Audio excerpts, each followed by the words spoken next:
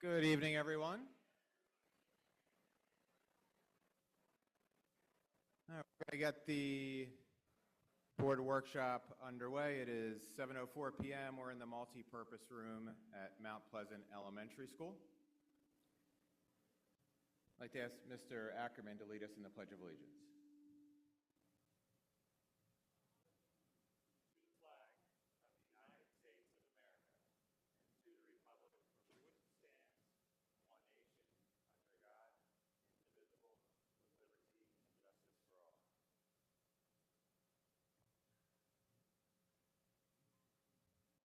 Can I have a motion to approve the agenda? So moved. Seconded. All right, Mr. Ackerman, motion, Mr. Lavoie, second. All in favor? Aye. Motion carries. Before we officially begin, just a couple of adjusting my microphone.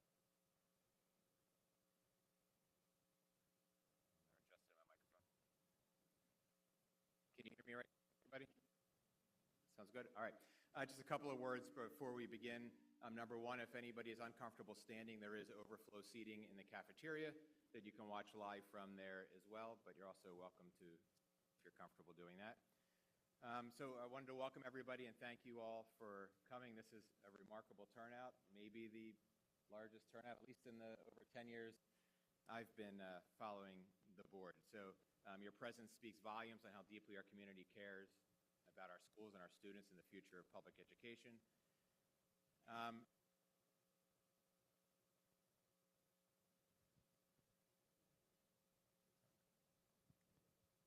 If you plan to make public comment this evening, please be sure to fill out a public comment card if you're in person, or the public comment link if you're attending via Zoom. Public comment sign-up will end at 7:15. Once you've completed your card, if you can turn them in to Ms. Harris, if you want to wave Ms. Harris, over at my left, far side of the room. The online link has been shared in the chat for Zoom. And most importantly, if you're on Zoom, please make sure your display name matches the name that you put on your public comment request so that we can match you up and unmute you when it's time for you to speak. I want to begin by extending our sincere appreciation to the co-chairs of the Reading Consortium, Senator Elizabeth Lockman and former Lieutenant Governor Matt Dent, for taking time out of their extraordinarily busy schedule to join us this evening. Thank you so much.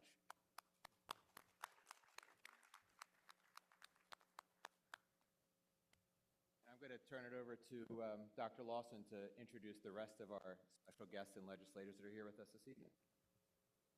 Thank you. Good evening, everyone. Representative Nnamdi Chukwocha is also sitting at the table with the presenters. He's a representative. Melanie Ross Levin is also a representative in the Brandywine School District. And I believe online we have Representative Deb Heffernan and Senator Ray Siegfried.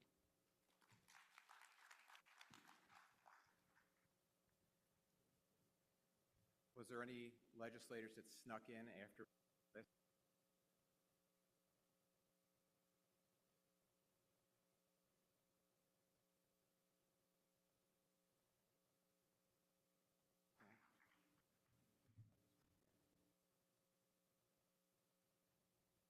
I'm switching to mic 6. 4 keeps muting.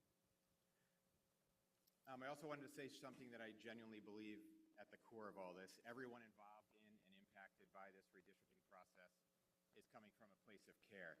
We may have different perspectives and different concerns or different tactical ideas about how we get to the finish line, but I really believe that we all share the same fundamental goals in our heart, that every child, regardless of where they live or their circumstances, receives the benefits of an excellent education and the opportunity to thrive. I believe that differences in approach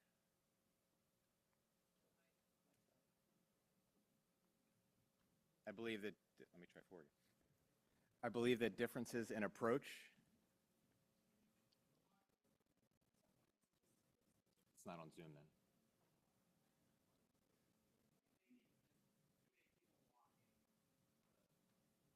You raise it up? I'll try this. All right, this might work. So we believe that differences in approach do not mean differences in values. So the questions and concerns that I'm sure will be shared tonight I just want us to assume they come from a place of wanting what is best for children. And because this is such an emotional topic and because so many of you took the time to be here, I just want to be clear about how we should conduct this workshop. We obviously welcome everyone tonight and we ask you to be here, but in order for us to hear from the co-chairs and for the board members to be able to ask their questions and for the community to be heard during public comment, I ask that we please maintain an environment where the meeting can proceed respectfully. Disruption, shouting, and behavior that prevents the board from conducting its business should not be tolerated. So I'm asking everyone, our board, our staff, our consortium partners, all the community members tonight, please commit to respectful and civil dialogue. We can disagree passionately, but still engage professionally. We can ask hard questions while assuming positive intent. So with that, I thank Senator Lockman, former Lieutenant Governor Den, as co-chairs of the committee for being here, and I'd like to turn it over to them for their presentation. Thank you. How are we doing with this mic? Okay. So good evening, everyone. I'm going to stand since so many of you are. Thank you to the board, administrators for hosting us tonight to allow us to talk about some of the initial decisions that the Reading Consortium is preparing to make.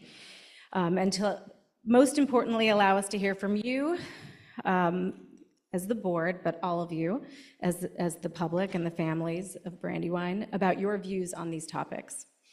All of us are here tonight, as has been said, because we believe in our public schools and we care about the success of our students. We appreciate you adding an extra meeting to your busy calendar, and you all for being here so that we can have the benefit of your thoughts. And we appreciate all of you who care enough about this district to participate tonight. So as I said, our primary goal is to listen to both you and the members of the public who live in Brandywine, although we're going to start off by doing a lot of talking. We are having meetings like this with all 4 Northern Newcastle County school districts in the 2 weeks leading up to our December 16th meeting, along with an additional combined meeting with representatives of all Newcastle County school districts, and a recent meeting that we had with the state's advisory body for services to students with disabilities. We'll be collecting all of the comments that we receive at all of these meetings, and through the other means that we'll offer, you'll see the final slide, and sharing them with all 25 members of the Reading Consortium. And that, of course, is in addition to the many public meetings we have had in the weeks, months, and years prior to today. To provide a backdrop for tonight, we'd like to explain what the Reading Consortium is supposed to do and how our process works. We also hope to share with you how the end result of the process could be not only higher academic achievement for some of our students in our schools that are struggling, but also greater choices and opportunities for all of the students in Brandywine and potentially the more efficient use of taxpayer dollars. I'm going to hand it over to Matt Dent. Thanks, Senator. So let's start with our mission. Our mission generally by statute is to make recommendations to the state to achieve educational equity and to improve educational outcomes of all pre-K to grade 12 students in northern Newcastle County, including the city of Wilmington. We think that this is an incredibly important mission. There is a huge gap in academic outcomes for students in northern Newcastle County schools. And it's no surprise to anyone that the outcomes roughly track the percentages of students in those schools who are facing poverty. The disparities in Brandywine, to its credit, are less than in the other Newcastle County school districts, but they are still very much present. At Brandywine's 3 elementary schools with the wealthiest student populations, those with the lowest percentage of students classified by the state as low income, average reading proficiency is 54.1%, average math proficiency is 52.9%. But at Brandywine's 3 elementary schools with the highest poverty levels, average reading proficiency is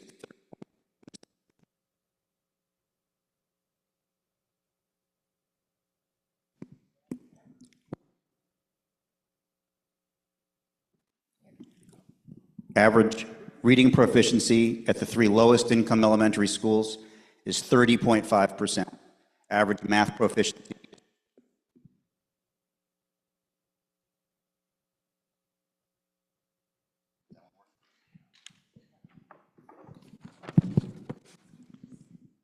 Average math proficiency is 26.7%. So math proficiency at Brandywine's lower income elementary schools is half of math proficiency at its highest income elementary schools.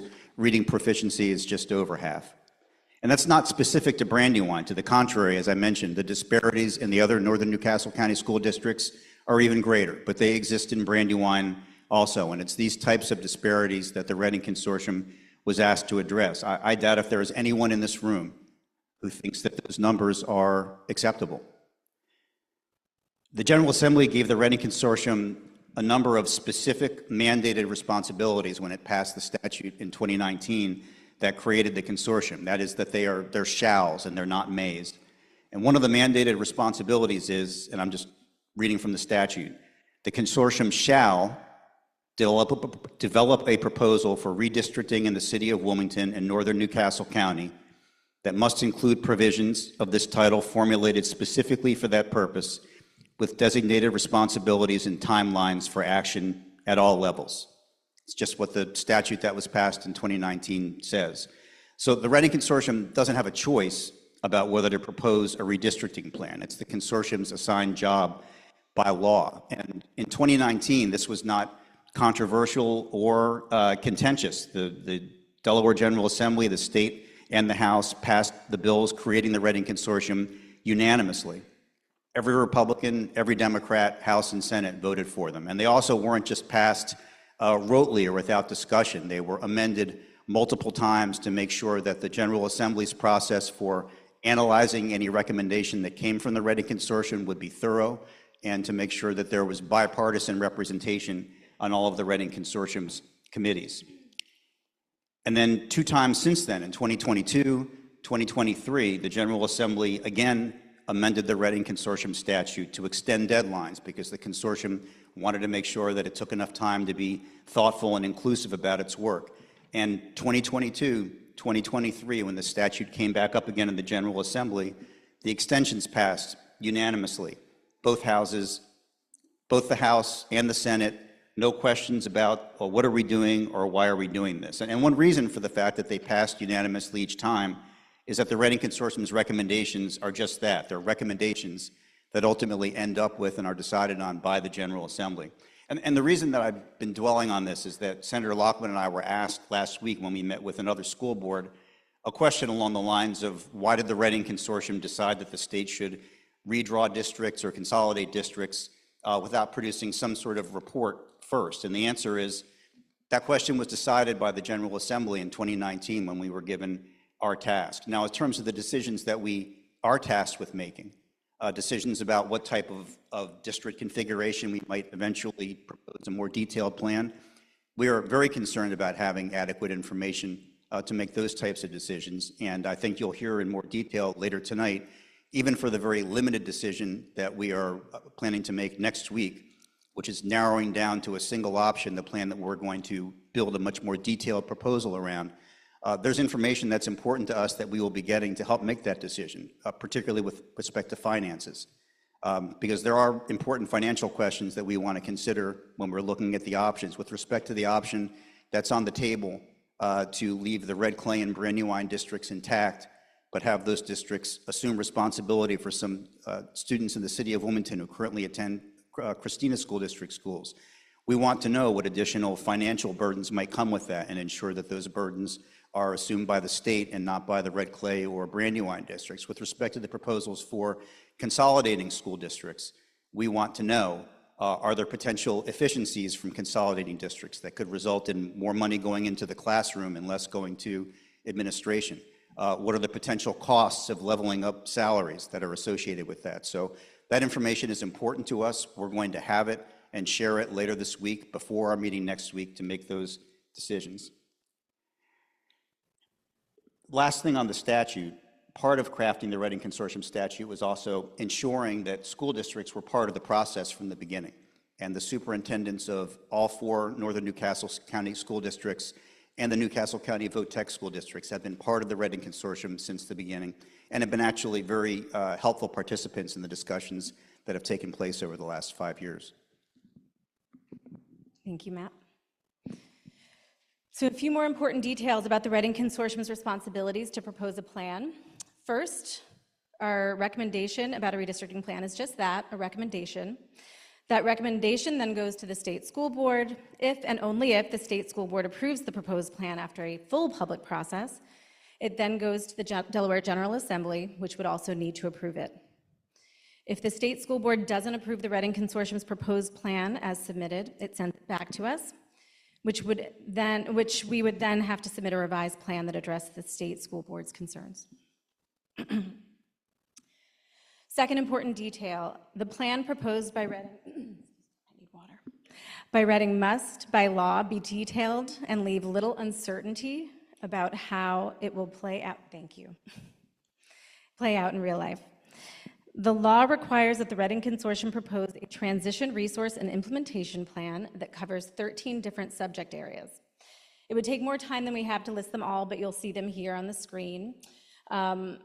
Subject areas include resources required from the state, district, and local sources, both during the transition period and on an ongoing basis, student transportation and a timetable for implementing each element of the redistricting plan, and the designated responsibility for carrying out responsibilities until the date of full implementation. And again, that's just 3 mentions out of these 13 requirements you'll see here. A third important detail, by law, no student who is attending a particular school at the time that any implementation of district line change begins will be required to leave that school. That child will be able to stay at that school until he or she completes whatever grade level is taught there. That's non-negotiable by law. It's one of our stipulations, a required component of any plan that the Reading Consortium proposes. Next slide. The process to get to where we are now, choosing from among 3 different potential redistricting plans to get to a single one around which to build a detailed proposed plan, has taken a little longer than we wanted or expected. But it is important to us to be deliberate and inclusive and take seriously questions along the way. Between the Reading Consortium and its 4 subcommittees, specifically relating to the proposed plan, key areas of focus to support decision-making were identified, and we have had a total of 46 public meetings over the last 3 years. We have a website from which all meetings, including video recordings of every single one of our meetings, can be viewed, and we think that there are very few state bodies that are as accessible to the public as we've sought to be. As we mentioned earlier, the consortium will have a lot of work to do in order to pull together a plan that meets all of the statute's requirements, and we are more than ready to move on to this phase of our work. A starting point in order to proceed is to know what the redistricted lines themselves would look like. Because the requirements for a plan are so detailed, there is neither the time nor the resources to develop full plans for multiple potential districts. So we have invested quite a bit of time in trying to slowly narrow down the list of potential district lines in order to get to that single proposed district around which we will build the detailed plan that can answer a lot of the pressing questions we've been receiving. As a body, we have slowly taken options off the table using dimensions identified by our committee members and research partners. And we began our process with a vote recommending to not have the Christina School District oversee any schools in the city of Wilmington. That was in May of 2024 when we adopted what we call our interim redistricting plan. It was a framework for our work. We also voted in that plan that under whatever plan we eventually proposed, no more than two school districts should be responsible for overseeing schools in the city of Wilmington. This yielded 9 initial possible models, and some of the early models had involved either Red Clay or Brandywine or Colonial being the sole district to absorb all of the city of Wilmington, which leaders in the consortium did not think were viable solutions and were almost immediately eliminated. And now as a consortium, we have narrowed that list down to 3. We have to vote to choose one plan from among the remaining 3 around which to build a proposed plan, and we'll continue to gather public input as we craft and eventually vote on that full proposed plan. And that plan will involve more than just moving district lines, but for the next few minutes, I will focus on the district line portion of the equation and discuss the 3 remaining options. As you may have heard, we have 3 options on the table. One we're describing as a Brandywine and Red Clay School District, the second a Metropolitan Wilmington School District, and the third a Northern Newcastle County Consolidated School District. Next slide, please. So the first of the three plans on the table would leave all four current Newcastle County school districts intact, but have the Red Clay and Brandywine school districts assume responsibility for educating the students in the city of Wilmington who are currently part of the Christina and Colonial school districts. Of course, all of the state unit funding currently associated with the students impacted.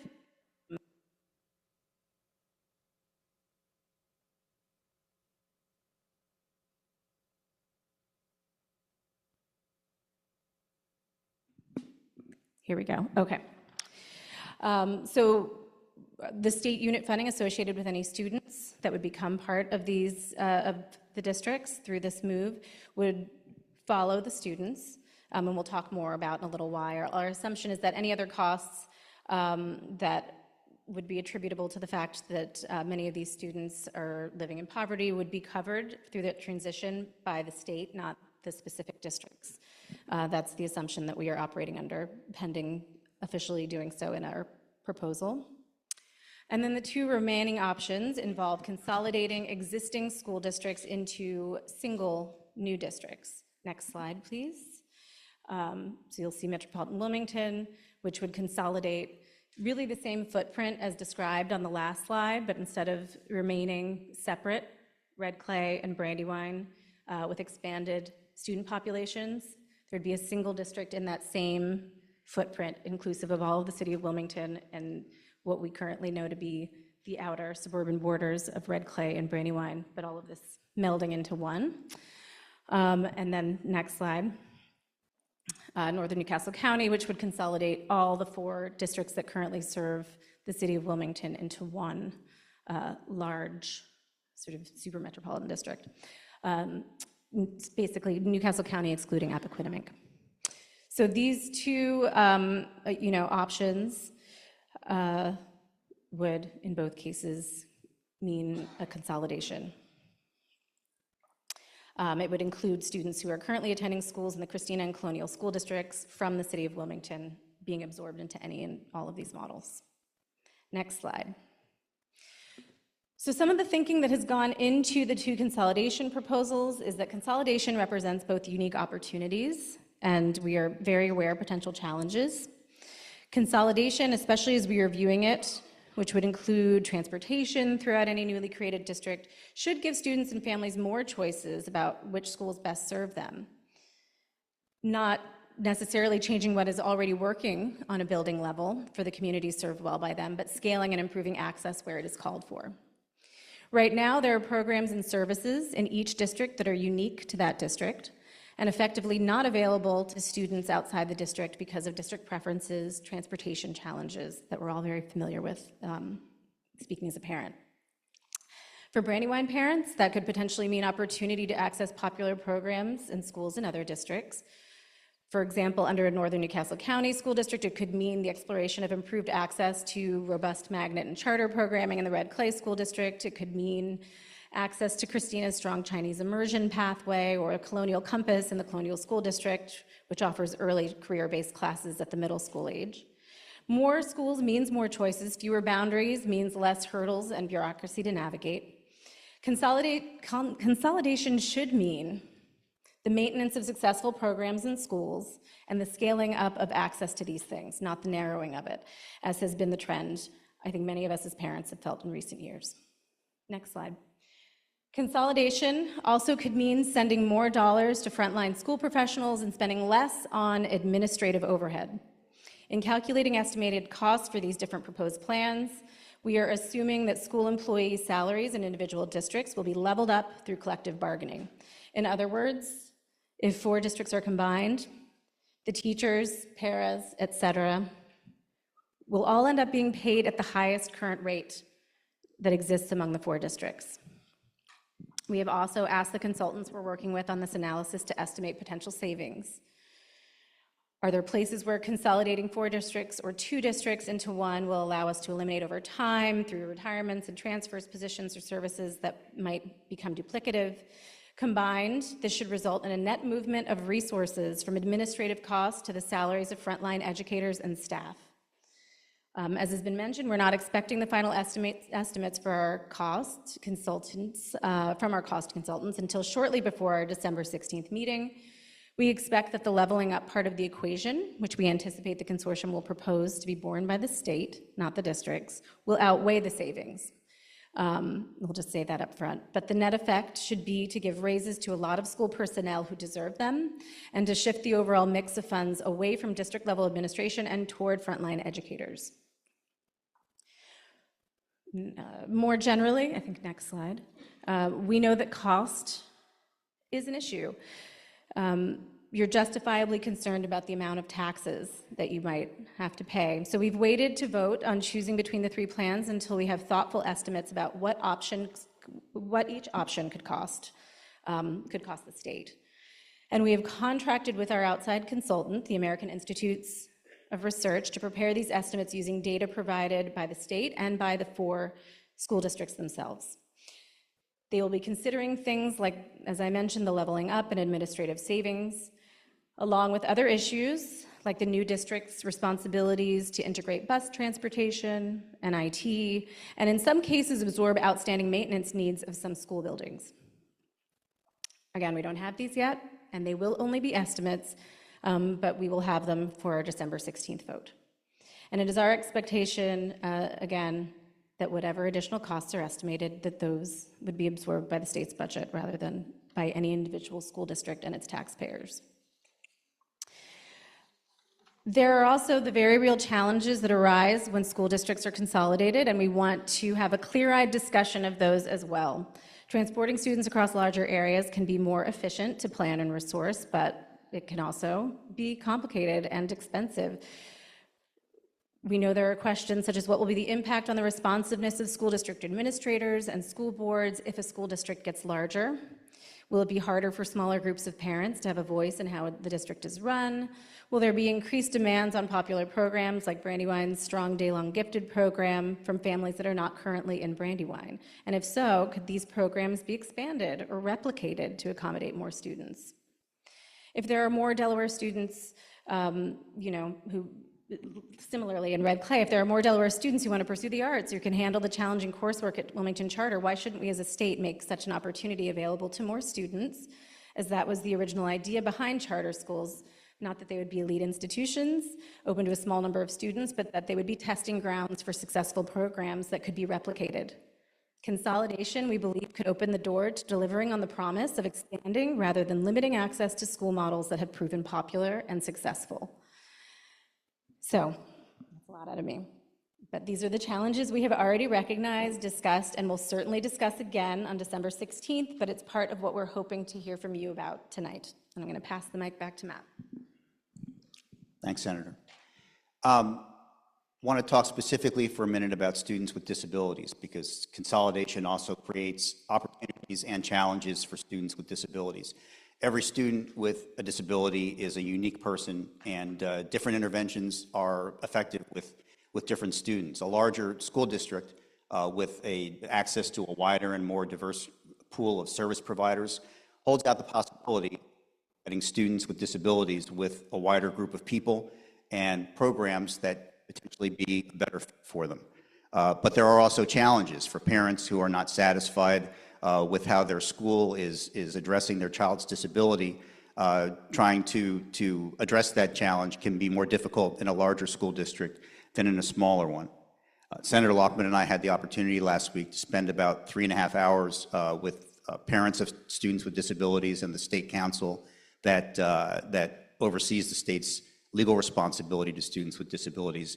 And these pros and cons were discussed pretty candidly, and there wasn't really unanimity of opinion about which of the 3 options that are still on the table would be the best for students with disabilities. But there was unanimity around the need, once a decision was made around a district boundary for building a plan, that a lot of time needs to be spent, whatever the plan is, ensuring that the specific needs of children with disabilities are protected in a very concrete way as a more detailed plan is developed.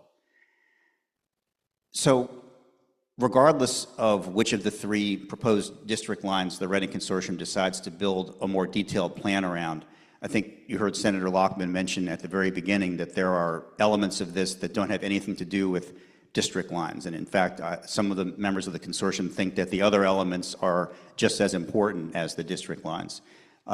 There are additional benefits that Brandywine students could see beyond those that just come from consolidation. The Reading Consortium has the authority under the statute to make additional recommendations as part of its plan beyond just changing district lines. And there are some recommendations that are under active consideration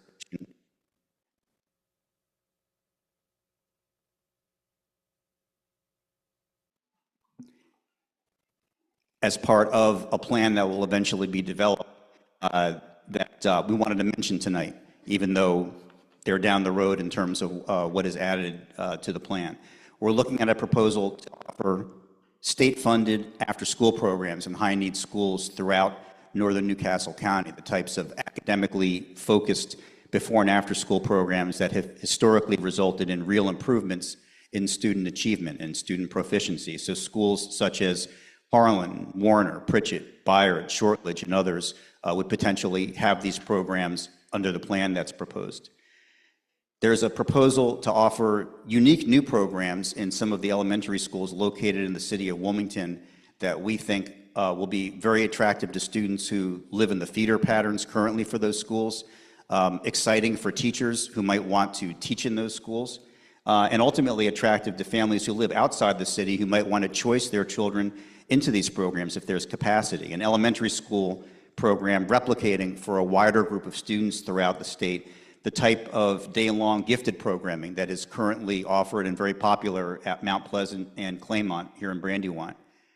An elementary school arts program for families that don't want to wait until middle school to give their kids exposure to a more intensive arts experience. A program for students with language-based learning disabilities based on some of the very successful private school programs that are operated in Delaware and surrounding states, but made available to public school students for families who can't afford the very high tuitions that are currently charged for students who attend those private school programs. The possibility of state-funded, high-quality pre-K in some or all of the elementary schools that are part of a newly created district. Possibility of salary premiums for high-quality teachers and paraprofessionals who are willing to teach in high-need schools in the city. And a discussion in any newly created school district of reforming choice and charter rules to ensure that all students have access to innovative programs. And again, those are decisions that will be made as part of the larger plan that is built around whatever configuration becomes the focus. And also after we've had an opportunity again to get more information about what the ultimate cost of some of these programs might be to the state. And as with the facets that Senator Lockman mentioned, all the things that I just mentioned are contemplated as things that the state would fund. Some of them would cost relatively little, others would be significantly more expensive, but they are definitely on the table, and they could ultimately be a great benefit to families throughout Brandywine School District. So even at this early stage, we would welcome your thoughts about them.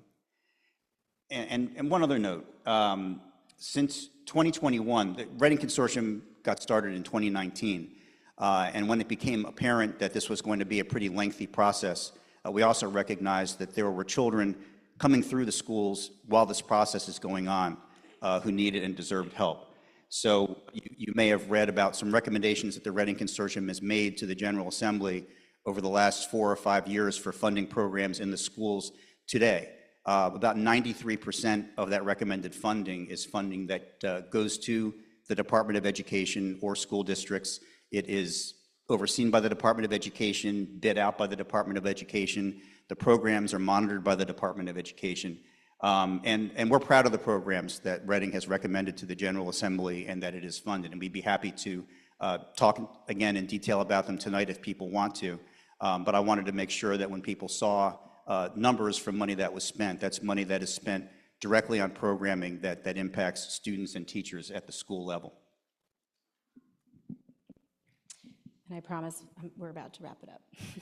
So that is where things stand heading into our meeting next week. The decision we will make at that meeting is a very important decision point in our process, but in some ways it's just the beginning of our work.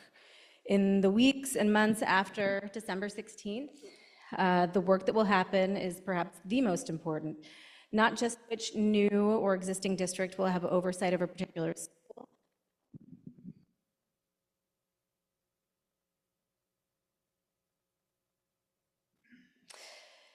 but what is really going on in each of those schools. Ultimately, this work is about making sure that the students who you and we care about have an opportunity to fulfill their potential and live out their dreams, not just some students, but all students in the greater Newcastle County community that we live in. We are proud to lead this opportunity and look forward to your questions and your thoughts. Thank you. So next on the agenda is board discussion and Q&A, and I know that the board all wants to hear from the community, so I was thinking for this first round that we do a bit of a round robin order, and each board member can ask a question that's kind of pressing and on their mind if they have one, and then we can go to public comment, and then we have further down on the agenda, we have further board discussion and Q&A, if that sounds okay with everybody. I would like to share, this room is obviously very full. I've learned that the overflow room is also completely full and that there's over 600 people on Zoom, so there's a lot of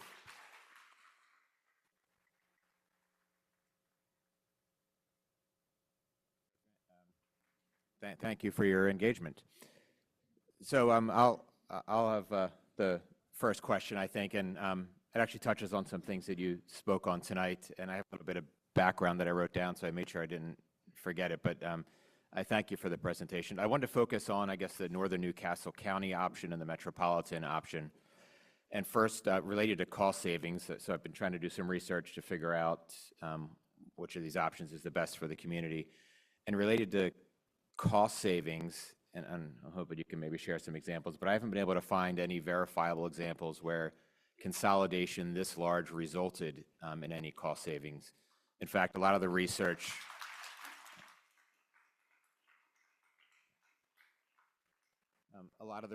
seems to point the other way. So there was a New York State School Boards Association report that found that consolidations of this scale tend to increase costs due to transportation expansion, salary equalization like we talked about, and transition burdens. There was a report from the Texas Education Agency that found that once districts grow beyond 5,000 to 7,000 in a consolidation, the per pupil costs actually begin to rise and not fall because of diseconomies of scale. And then Syracuse University had some research that showed that consolidation savings are usually realized only in very small districts, not in districts anywhere close to the size that we would be talking about. And just for context, the National Center for Education Statistics reports that the typical U.S. district actually, I was surprised to learn this, actually enrolls only a few thousand students, and each of our districts that we're talking about as part of this proposal is already far larger than the national average, and a merged district would place us among the top 100 largest districts out of over 13,000 in the country. And then when we come to student achievement, I found similar results that there's no real empirical evidence that shows that consolidation into a district of this size improves student achievement either. So New York State School Boards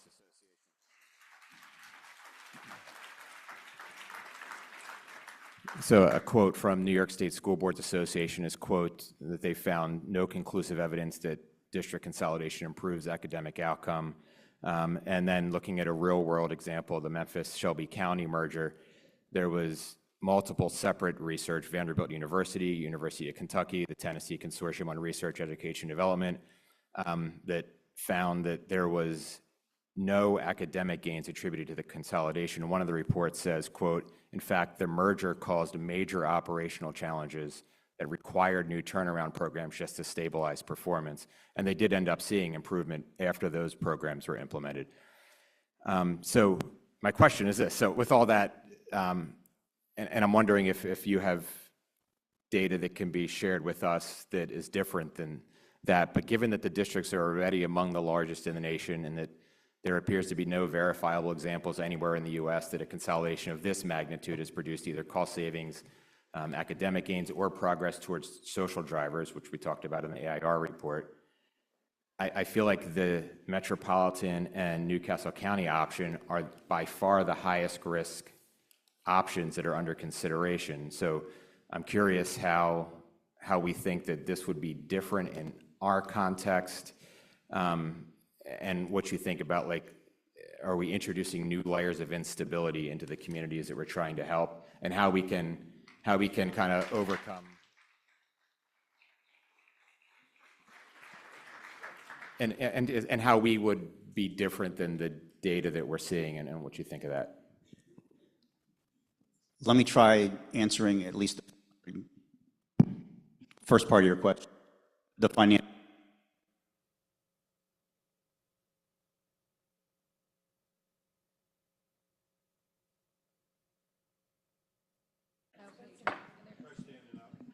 Standing helps? Okay. I got you. So both Senator Lockman and I referred to this report that we're going to be getting this week from AIR, and one of the things that AIR was specifically asked to do was to look at two things with respect to finances. One was the experience of other districts that have consolidated, which will include the types of studies that you're referring to make sure that we're informed about that, and then also to try to apply that specifically to Delaware using information that they've gotten from the State Department of Education about individual school district staffing. So it's a completely legitimate question, and as I said, one that we also want to be informed about before making a decision, and one that we are expecting to get a report this week from AIR about before we have to make any initial discussions next week. School district size as relates to student performance, I think the research, again, like you, I've tried to do my own research, and it really is all over the place. There are some very, very, very large school districts that have gotten outstanding, some of which have student poverty levels that are similar to those of us in Delaware that get better objective test scores than we do. There are others that get worse. So I think that those are very specific to the districts where it's being done in terms of size and correlation with academic performance. But on the first, those are to some degree answerable questions, or at least they may tell us that, you know, that there is no clear answer, and we should have that this week. Senator, I don't know if you want to add anything. Not much, no. But I agree, of course, and I think a lot of this is ultimately dependent on the full design, which we are not at a point of bringing that to the table. So we did not come with counter examples on savings.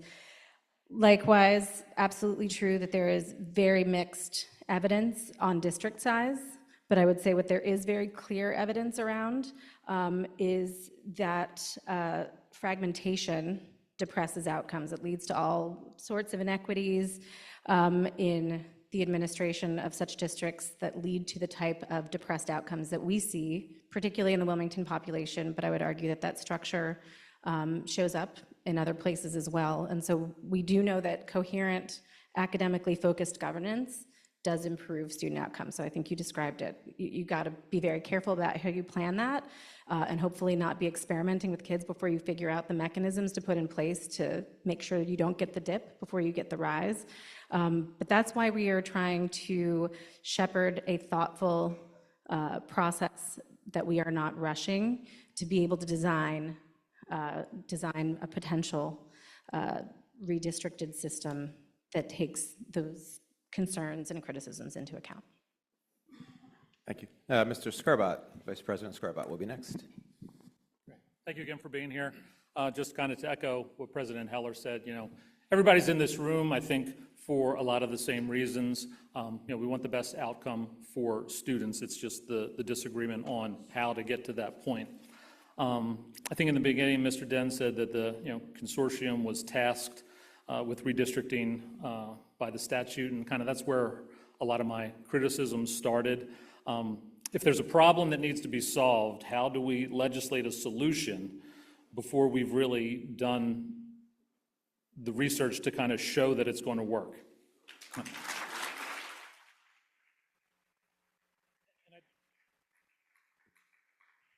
And I don't think the point in which we are at today is much different than where WEAC left off in 2015 in terms of recommendations for the districting. Only now it just seems that the taxpayers have spent roughly, I think Reading's budget's roughly $20 million a year over the last 3 years on a redistricting effort to kind of come to the same conclusion. The repeated idea throughout, the last couple of years of discussions with Reading, it's that it's a governance issue. There's too many governing bodies within the city of Wilmington. I think the number's 16, 17, correct me if I'm wrong. But what I haven't seen to date has been a good explanation of why VOTEC and charters are not part of a consolidation plan.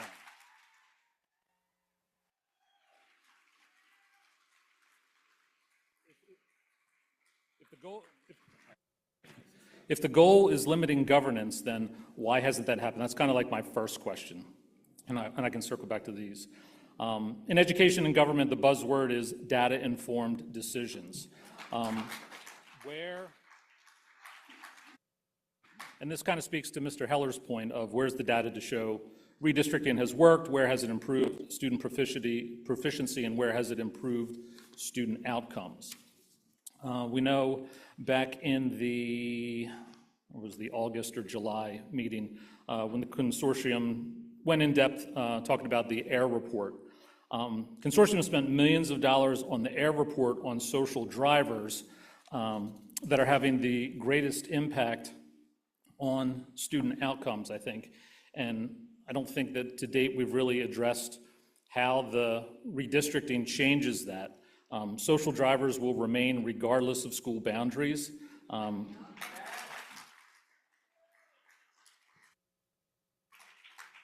This is a piece that was known in 2015 in the report, and it's still known today. I think the frustration for me has been watching this process develop without deeper discussion how to address the root causes identified by the social drivers report.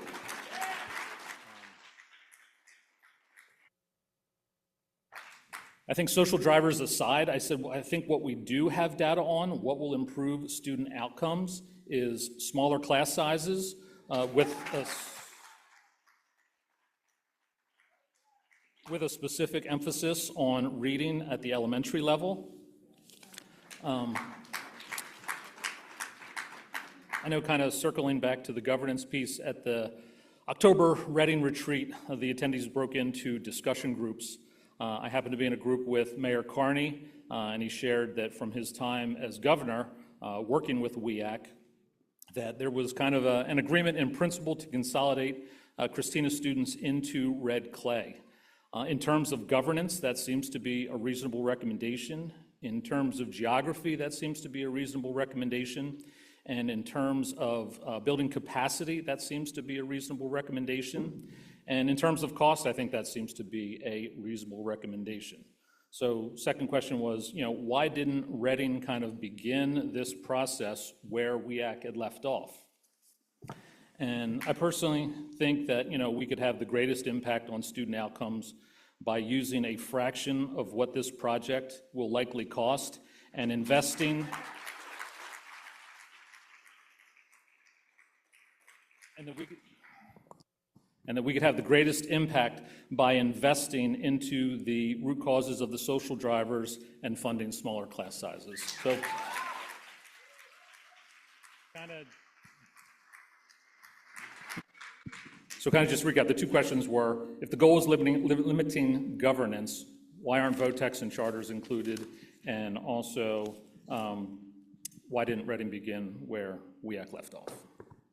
Senator Lockman is going to speak to both of those. I just wanted to reiterate something that I said at the outset about the dollars, because I think it's important. There, again, are references tonight to millions of dollars that have been spent.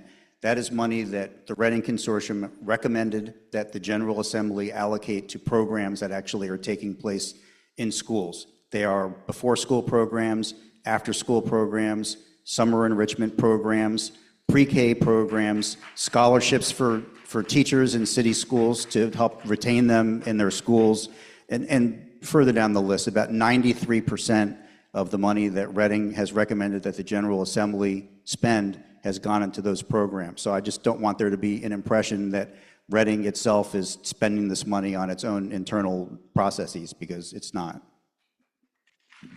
Thank you for that. Yeah, I just want to make sure it's clear. So on the charter and VOTEC question, I know we didn't put up a list of what our membership looks like.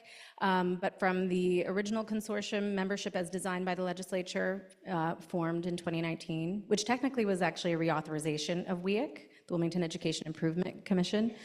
Charters and VOTEC are represented on our body and always have been, because we have every intention of working with them to better understand their role in this landscape question. We're not at the stage yet of our planning where that's necessarily going to show up clearly. I think the map that we choose will help us to know how are we going to write this full proposal, and how will it touch them. I think one example we can point to is, as came up in the discretionary recommendations list, we have a number of what we called resolutions for potential inclusion in the full plan.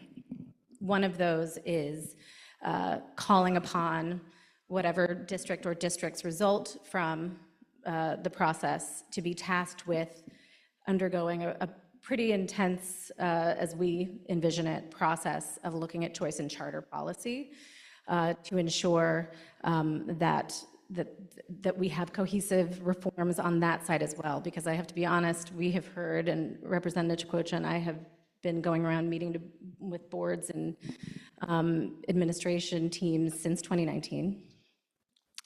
That always came up as one of the first questions, or not even a question, to be honest, a demand. If we don't address choice and charter policy as part of this conversation, we might as well not do anything. So we have heard that. We have every intention of having that be part of this. This is not the stage where that necessarily shows up clearly outside of that resolution that sits within the Discretionary Recommendations Committee at this time. As for WEIC plan and where that ended up, we feel very much that we stand on the shoulders of WEIC and also the other, 3 or 4 bodies that have existed to talk about fragmentation in Wilmington since the year 2000. There have been many. To a group have all recommended consolidation in some form. So it has been explored time and time again for 25 years. We are not the first ones coming to this conversation. We are not the first ones coming up with this potential solution. We are working with a very large and deep body of research and honestly public engagement as well. All of it is available on our website too, by the way, on solutionsfordelawareschools.com. If you want to go back and read reports from 2000 to the reports that we're putting out, they're all there. We want to make sure people have the chance to go and see the repetition, the research, the work, the hundreds, probably thousands of meetings that have led us here. And so I would say we even started, I want to say in December of 2023, which was when we, well, probably a few months before that, started getting serious about the redistricting project, which was derailed during the pandemic. I'll be honest, I'm sure we're all familiar with pandemic derailing things, but we put the work on hold, came back to it in the fall of 2023, and really thought we were just going to bring the WEIC plan, the consortium, for approval and keep it moving. And we were told in no uncertain terms, no, do some serious work and research and thought and engagement and building of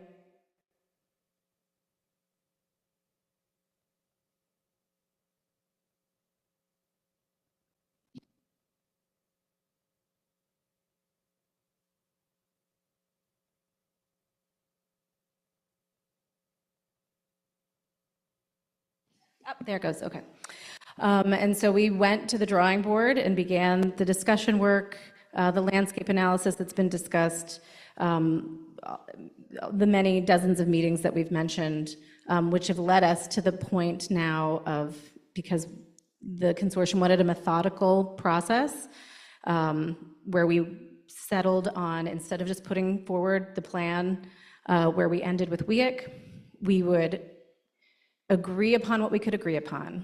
And that was Christina needs to leave the city, and no more than 2 districts should be governing the city. And from there, we said, well, what could that possibly mean given those parameters? We came up with the 9, and we've worked successively from there to move forward, which has led it to a place with these slightly different models that you now see on the table. So we did start with WEIC, as well as the other bodies that came before it. And I just wanted to note, because you had made some pointed commentary, I thought, around the landscape analysis, looking at the social drivers.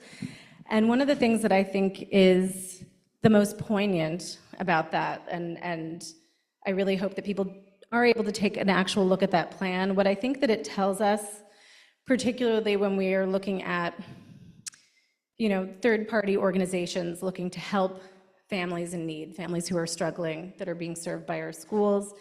They brought up very, very clearly, very almost aggressively, how much the fragmentation of school districts around the city of Wilmington inhibited their work.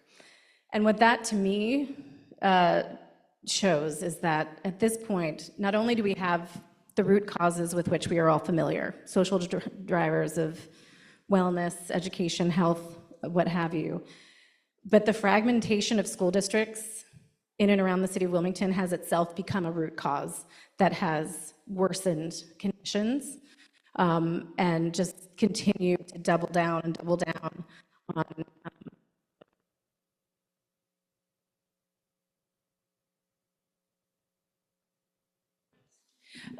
I was just saying, I think it's led us to, it's just exacerbated the problem from where it started by inhibiting our service agencies, our nonprofits, other entities from being able to make headway with communities. It just makes it harder for them to do their work. And so I think, in and of itself, that fragmentation has become.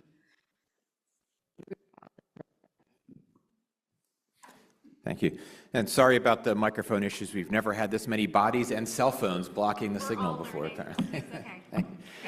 All right, and that'll bring us, we're going to go in seniority order, so Mr. Ackerman is next. So I want to start just to read a small list here.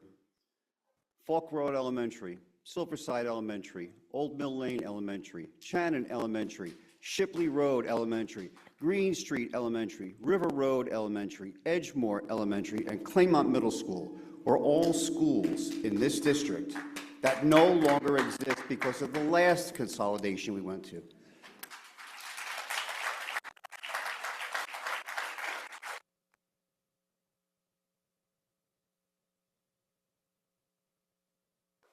Maybe I have to stand up, I don't know. I'm going to be lobbying my legislators to vote down any plan you come up with.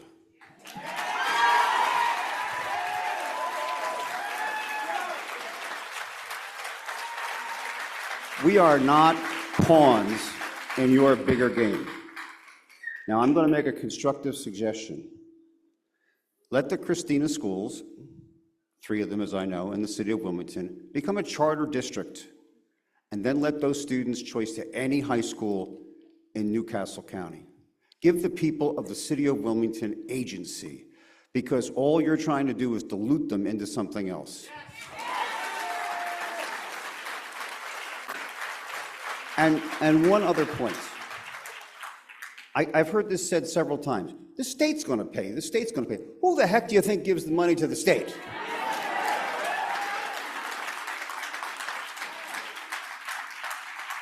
And my question is, if we were General Motors, why would we put Ford and Chrysler in voting positions in the consortium to make decisions for us?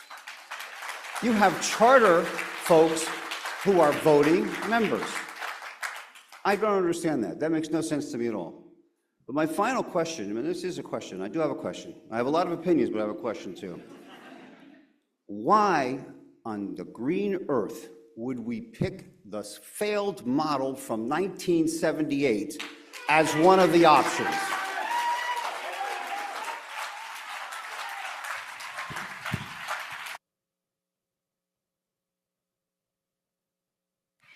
So I have a very brief response, I think, for that one. So 1978, that was a court order. It was not a process of consolidation. It was not a deliberative, inclusive, yeah. And so you would then remember that the county-wide orientation was provisional with no intention of being maintained. It was not studied. It was a fleeting, interim step. So it's not a model that was ever chosen. It's not a model that was ever taken with any care. So, that is the actual history there. We never had a countywide district that was built and designed as a countywide district. It was a interim step towards the districts that we now know. And it was court-ordered. It was not a deliberative process. I think the trauma that came from the suddenness of all of that is really tragic, and I think we all feel it in different ways, and that is real and legitimate, but this process is not seeking to replicate that process. Thank you. Ms. Stock is next. Okay, thank you. I think I am in a very unique position because I wear several different hats. I'm a parent for the district. I'm a school board member for the district. I'm an educator. I've been a teacher representative for the state of Delaware as the Delaware State Teacher of the Year. And I intimately know both districts, both Red Clay and the Brandywine School District. So I think I can, speak about this in a unique manner. And I do know that everybody in this room does deeply care about this situation, and I do know that you care about children, as we all do here, of course, because we volunteer our time to be here. I guess one thing I just want to make clear is that every person in this room, we have chosen to be part of whatever it means to be the Brandywine School District. We're very proud to be representing North Wilmington and what that means. It's a special identity. You meet people here. There are people who went to school here, choose to work here, and choose to send their children to schools here. It's a wonderful place to be. It's a wonderful place to raise children. As I look in this room as an educator, I see a lot of my colleagues in this room, and they've shown up, no doubt, in the morning. We all have to be back at work before 7 a.m. to serve our children, and we do that very proudly. I can say that I will never, ever say anything negative about another district in Delaware, and certainly I would never say anything negative about Red Clay, so this is not a criticism on Red Clay. It's just that what's concerning to me as an educator is the two districts have such a vastly different philosophy on what it means to serve children and what it means to achieve equity. And I saw that as an educator in Red Clay. It was a very different philosophy. And in the Brandywine School District, I think that because we are very proud to be part of the Brandywine School District, and we have made unique choices historically in this district, that we have worked to make equity look like something different here. As you pointed out yourselves, that although we have a long place to go, that we have some different achievement levels here. To me, it is very difficult for me to understand how educators from both school districts will come together. And I don't know that that's a voice that's been represented. And I know that there are many people here to represent students and to represent parents and to represent taxpayers. I just urge you to please think about the educator piece. Because as somebody who knows both districts really intimately, it's almost unfathomable for me to understand how the two philosophies are going to be married. So that's my concern.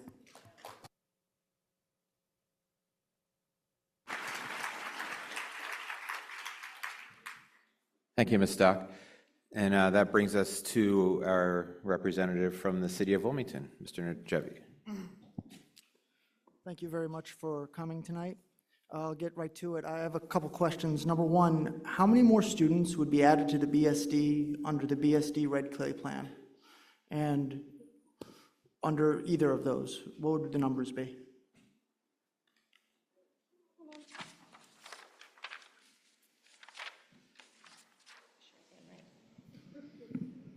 Okay, so let's see. So we have in our data that there are 1,187 elementary and middle school students in the Christina Wilmington footprint, 241 in early learning centers, and there are 1,302 high school students. So quick math, I did do that earlier.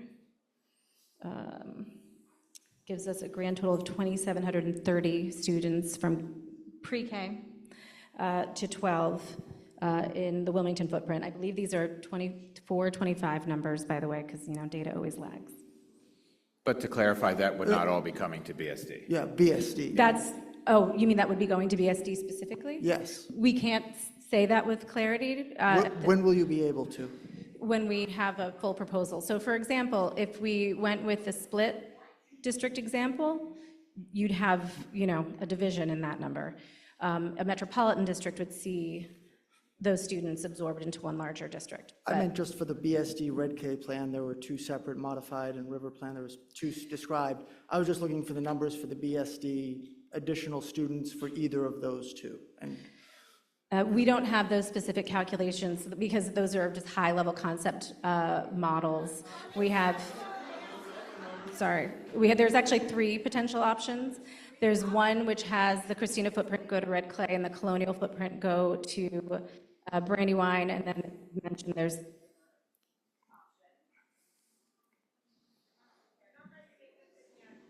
and there is the modified river option, which has Red Clay maintaining its north of the river footprint.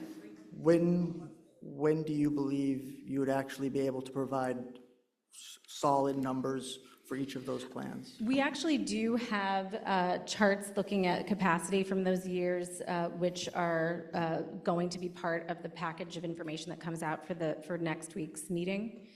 But it's not based on the drawing. I don't believe it's based specifically on, you know, the differences between modified and river and what we would call like the, you know, just the consolidation of Red Clay.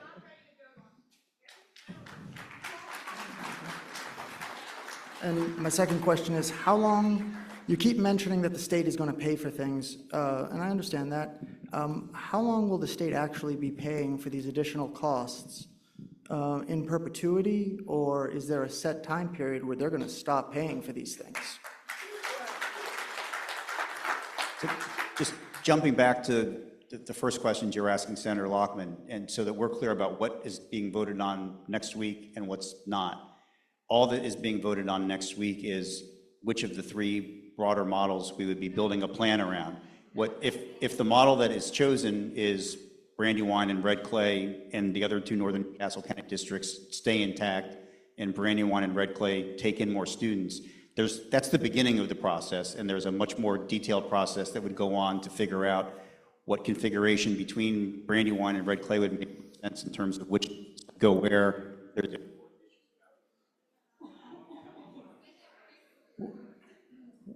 School capacity, different schools in different districts have different capacity to take students. So those are all things that the discussion will certainly take place, but it will not be taking place on Monday. Won't those things affect whether or not they should vote on any of those three programs? Because it seems like that's a huge factor that would influence how people would vote if they were to have that information. I think for the people on the consortium, I mean, there's 25 consortium members. You know, you have 3 of them sitting here. There are 22 other ones. Everyone has different factors that they are going to be looking at. I mentioned some of the ones earlier that I thought were very important in terms of cost. And I do believe that if the model that is ultimately chosen to build around is Brandywine and Red Clay staying intact and handling students who live in the city, that there are important discussions, but discussions that will take place about where would it make sense to have those students go between Red Clay and Brandywine? In terms of the state funding, we make a proposal to the General Assembly, and the General Assembly ultimately has the say over whether they're going to approve our proposal or not. You're correct that every year is a new year in the General Assembly, and the General Assembly can do what it wishes with its budget every year. So are there guarantees for the future? No. No more than there are guarantees for school funding of any type in any given year. And that's, I don't know, I want to give you a candid answer to your question, and that's the most candid answer I can give you. And I would say being aware of, I guess the risk that you're describing, I think that's one of the reasons why you see some of those expanded options on the table, because the tax base to support whatever we're recommending is a really critical component of a potentially successful proposal. So that's why you see, for example, one with a much larger, one might argue, more prone to equity footprint for a tax base. Thank you. And then we have another state legislator that has joined us, Senator San Cruz, if you want to wave to be recognized. Thank you for coming. All right, and next up is going to be Mr. Jordan, and just a reminder to please be respectful and not interrupt our guests when they're speaking. Mr. Jordan. Thank you, President Heller. Thank you, members of the Brandywine School District community in this room, online and in the cafeteria. Thank you three for coming as well. I got to say, I came here with a very open mind, and I was hoping to hear the differences between the three models that were up there instead of sort of the generalities of how you got there, and I didn't hear that tonight. And I got to say, it leaves me disappointed. And I think that's because of that lack of data about the three choices that you've heard from everybody should really be driving what your decision is going to be. And I get the impression that following what Ms. Stock said, it just seems like there's a lack of engagement with the values of this community. And what I mean by that is that the people in this community, they send their kids to Concord because they choose to go to Concord. They send their kids to Brandywine because they choose Brandywine, or they send their kids to Mount Pleasant because they choose Mount Pleasant. They've all got great pathway programs, they've got great athletics, and I think the concern is, without, what I haven't heard at least, is that you've taken into account how these proposals are going to change those values. How are they going to disrupt the experience that our kids are getting? And that's a real concern for me.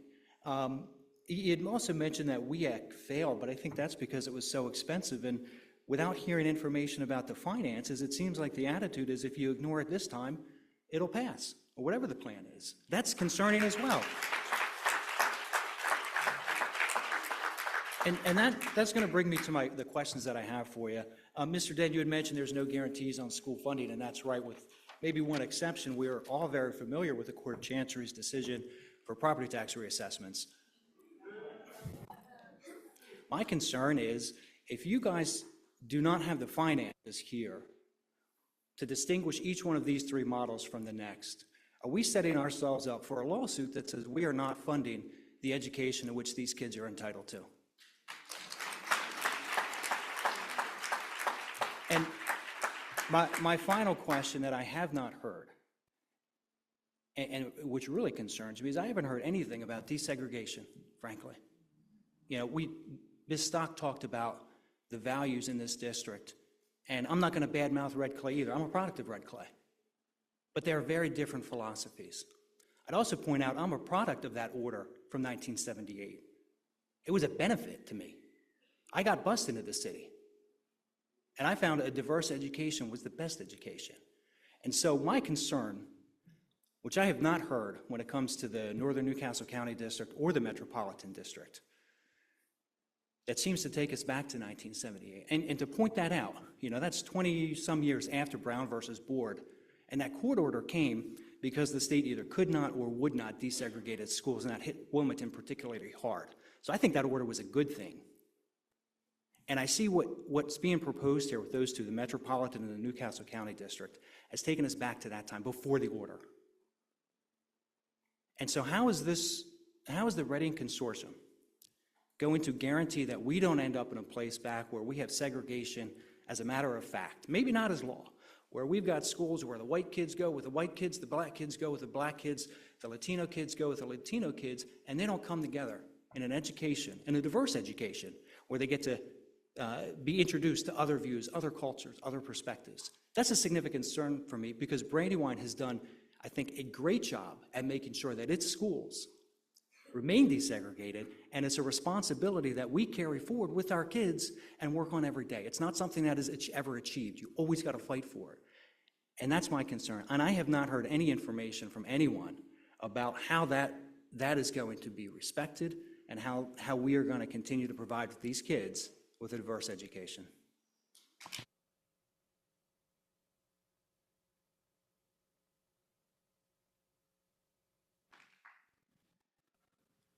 On the first part of your question, we didn't have a chance to tick through them one at a time, but it is a requirement of any plan that the Reading Consortium put forward that it have detailed financials for how the cost of the plan being implemented. So once we have settled on a model and we start building a plan, and again, that begins next week, that's the beginning of the process, then we are required to submit detailed financials as part of whatever we send to the state school board and ultimately to the General Assembly. So I agree that that's an important component, and it's not optional. It's something that we are required to submit, along with, for example, ensuring that whatever plan we put forward is minimally disruptive to students who are currently in the schools, along with the requirement that we consider the possibility of additional high school opportunities for students living in the city of Wilmington. So there is a lot of work that remains to be done after Monday. And certainly the kinds of concerns that you're talking about with respect to ensuring that the schools remain diverse and that there's not backsliding is part of what's going to be on our minds when we get to that point. I appreciate that. The only comment I would have, it sounds, when I hear that, it sounds like the financials are not what are distinguishing your choice between these three. At this stage, well, it will be. It will be. It's certainly going to be a factor in the distinction between the three. We don't have it as part of our presentation tonight. You're correct. Now, there are a number of other factors which were essentially prioritized by our consortium and its committee members in all of the subcommittees, which, as you might have noticed during the stipulations presentations, we have one focused on operational impacts, we have one focused on community impacts, and we have one focused on fiscal impacts. We do have an entire subcommittee dedicated to that, which did essentially high-level estimates, or I guess you could call them estimates, but sort of, projections around the financial piece. I just wanted to speak briefly to your commentary about DSEG, which I think is extremely important. I'm really glad that you brought it up. We don't, necessarily talk about it as a center of our conversation. I think sometimes we take it for granted because we're called the Reading Consortium for Educational Equity, that people kind of get what we mean, that we're talking about a lot of different groups that have not necessarily found the greatest success for a variety of reasons in our school system. And I think obviously, going decades and decades before 78, the impact that we've had, that our school systems, shortcomings have had, particularly on the Black community, but we can also name any of a number of other disadvantaged groups. I think I was also a happy product of busing. I was in Red Clay, and yes, our schools too were actually very diverse until that order was lifted in the 90s. And yes, our district made different choices about what to do when that order was lifted, and our district made all of the other districts except for Brandywine made different choices when the Neighborhood Schools Act was passed, and Brandywine refused to go along with it in order to stick with attendance zones and feeder patterns that maintained diverse student populations. And I think absolutely Brandywine should be applauded and honored for doing that. But I think in the same breath, it's important to note that that was 25 years ago, and a lot has since happened. And we have a lot of complex competing policies impacting the landscape of public schools in northern Newcastle County, including choice and charter and the dynamics that has led to, and that it has led to increasingly acute incoherence, which, as any dysfunction does, has the worst impacts on the students and families who can least able to absorb it, which tend to be our low-income Black and brown families, in the city of Wilmington. And so what we are trying to do is we're not trying to hand out roses or demerits to any particular school districts for the choices they've made up to this point. we've been able to see a lot of experiments with different ways to approach education, and some have been very successful, and you should absolutely hold those up. But we think it's time for a serious look at coherent reform that allows a much broader community of students to have access to the best of what we've seen happen in the last 25 years plus, rather than just looking down the road and shaking our heads in dismay that you know, some students. We don't live that far away from each other in Newcastle County. You know, we have to share a society at the end of the day. And so we think that that's an important part of being able to continue to grow those positive things that have been done and those positive examples, many of which do exist here in Brandywine in greater quantities, and you should be proud of that. No, I appreciate that, and I just want to comment, it's not just the choices we made, those are the values that we live, and the concern I have is if you absorb this into a Newcastle County or a Wilmington-only district, and you take away Brandywine, you take that away.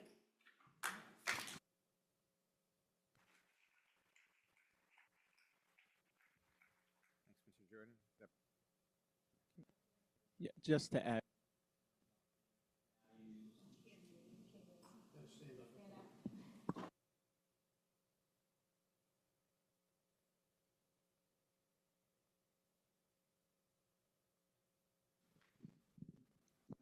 In terms of Anamdi Chukwocha, I'm the first district representative, so the two schools, city schools in this district are my schools. So PS and Harlan are my schools. My children attended those schools. And when we speak of values, the district that these values have is being made to seem like those values aren't the same for our children in the city of Wilmington. Like those values don't include us. Because you mentioned something very, very concrete to me in terms of the segregation of our schools and how we tried to do this, and the feeder pattern plan for Brandywine was different. We didn't implement the Neighborhood Schools Act of 2000. First of all, no one should have implemented the Neighborhood Schools Act of 2000 because it was said before we implemented it that if we did, what would happen is that we would create a city full of racially identifiable, high need, high poverty, high need schools, and that's exactly what has happened. But you mentioned something very important to me when you said in terms of our philosophy inside of Brandywine School District. That philosophy is making sure children go to where their needs are being best met, and we're not trying to have schools that are over-concentrated and they're racially diverse. You mentioned that, correct? Yes.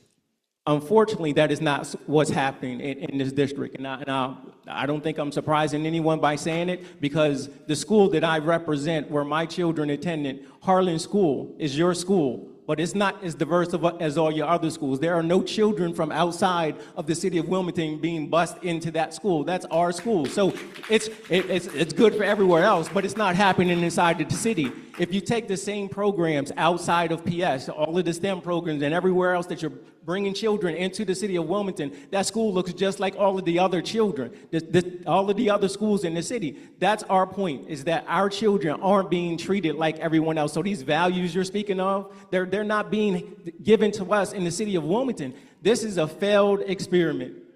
This is a failed experiment. And our children are the brunt of what's happening. And it's like we are the stepchildren of this district, and we shouldn't be. Our children should be treated just as fair as everyone else, and that's not happening. And I'm glad this room is full. I'm glad the cafeteria is full. I'm glad we have so many people online. But you know what? They're here in opposition to change.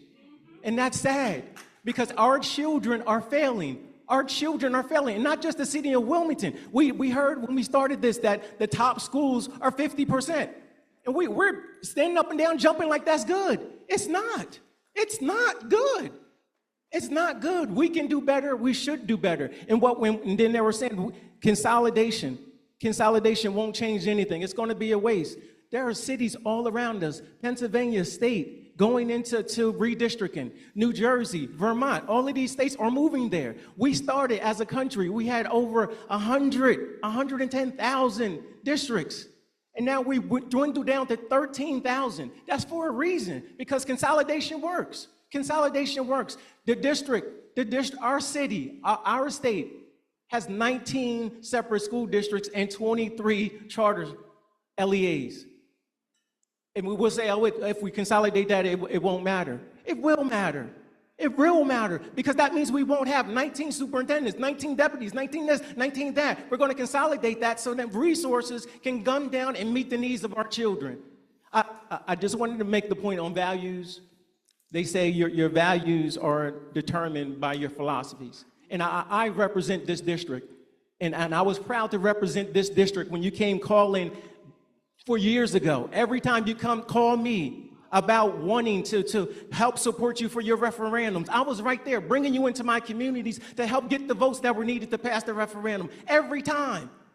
But do those resources come and support my children? Or is anybody saying that the scores that my children have should be brought up? What can we do? For 47 years, it's been going down ever since we lost our school district. And then every time we get to this point of saying it's time for change, sadly, this district that I live in, this district that I represent, is the district that's saying, oh, we don't need the change. Oh, we didn't do that. Like, everything's fine. All 4 of our districts, sadly, are not doing great by the city of Wilmington, nor the Newcastle students. That's the real honest thing that we need to accept before we accept this challenge, is that we can do better. We did great with not implementing that plan. That was excellent. And when we have a new model, if we get to that point, we can bring that philosophy into it to where we have true diversity within our schools. Like you, I was one of those children who was sit on the bus for 3 years, sent that way. And then children came into our city. And I often say that the most diverse time that I've ever had in school was during that time period. It was called 9 to 3, where the children from Wilmington were put on the bus for 9 years, and the children from outside in the suburbs were bused into the city for 3 years. And we called that equity. But you know why?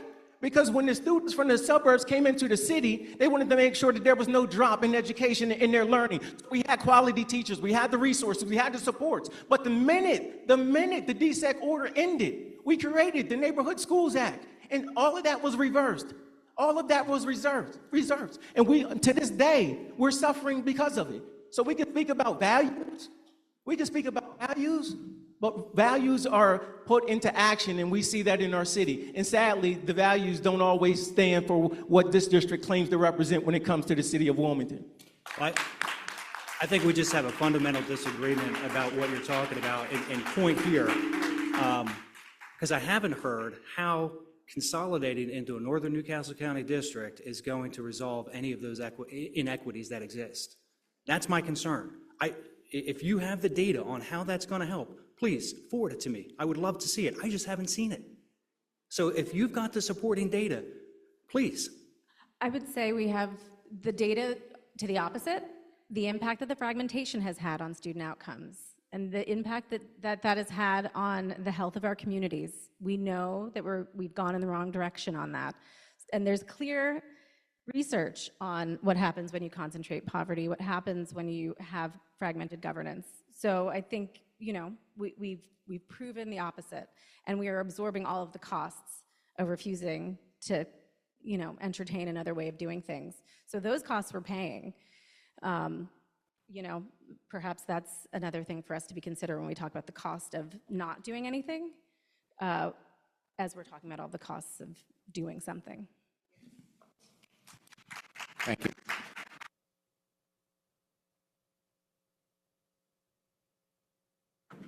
Mr. Lavoie. My colleagues have drained the pool of all the good questions, but I'm going to ask, I'm going to echo something that Mr. Skrobot brought up earlier. Why would a panel of, 22 people? 25 people include all those charter schools and the VOTEC districts who have no stake in whatever is going to happen here, unless, thank you, unless the charters and VOTEC schools become part of the Brandywine or Red Clay governance and district. Is that part of the... If your question's about the composition of the Reading Consortium, Senator Lockman, you can correct me if I'm wrong, I don't think that there's a slot that is set aside for the VOTEC superintendent, just like there is for the 4 Northern Newcastle County school superintendents. Are there any slots that are reserved for charter school? One slot, 20. Yeah, so I think that there are other folks that are on the consortium who are affiliated with charter schools, but they were Right. appointed for other reasons. So in terms of your question about the makeup of the consortium, it's one VOTEC superintendent and one slot, and those are out of 25 that was set aside for a representative of a city charter. Right, and then all 4 of the traditional district, I guess we'll use that terminology, are represented. And then in terms of the 3 primary subcommittees, we also asked each superintendent, or in the case of one, a charter school leader, to also make sure that they were appointing representatives of their district on all of those too. So while there's the 25 consortium members, we also have the subcommittees, which each have, 13 or 14 members each, which are, again, dominated by our core school districts and DSEA and their designees, as well as, I would say, to a lesser proportion, that charter school leader and also VOTEC. I'd also like to add that I taught here at Concord High School during desegregation in 1978. And as upsetting as the redistricting was, we made it work. And we made it work for years. What was the problem was the governance and all the politics and the finances that went with it. But I experienced students from the city, students from the regular attendance area of Concord, getting along, eating well, playing on sports teams, being in the plays that I directed, and it was a wonderful blend. And the problem wasn't that the Brandywine School District doesn't want to take care of the kids from Wilmington. That's a misrepresentation. We do.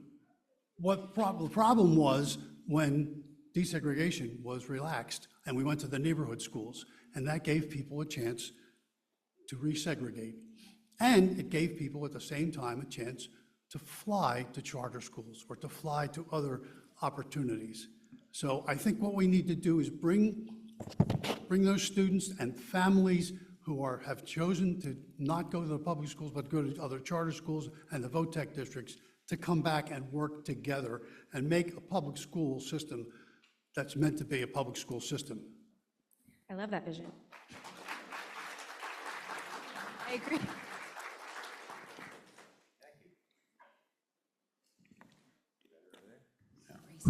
There we go. All right, before we begin public comment, just a couple of quick items. Of course, public comment is critically important to our work as a board. It's an opportunity for us to listen directly to the community. However, just so we're clear up front, public comment is not structured as a live Q&A session, so neither the board or our guests will be responding to comments in real time. However, there will be a response period for us once all the comments have finished.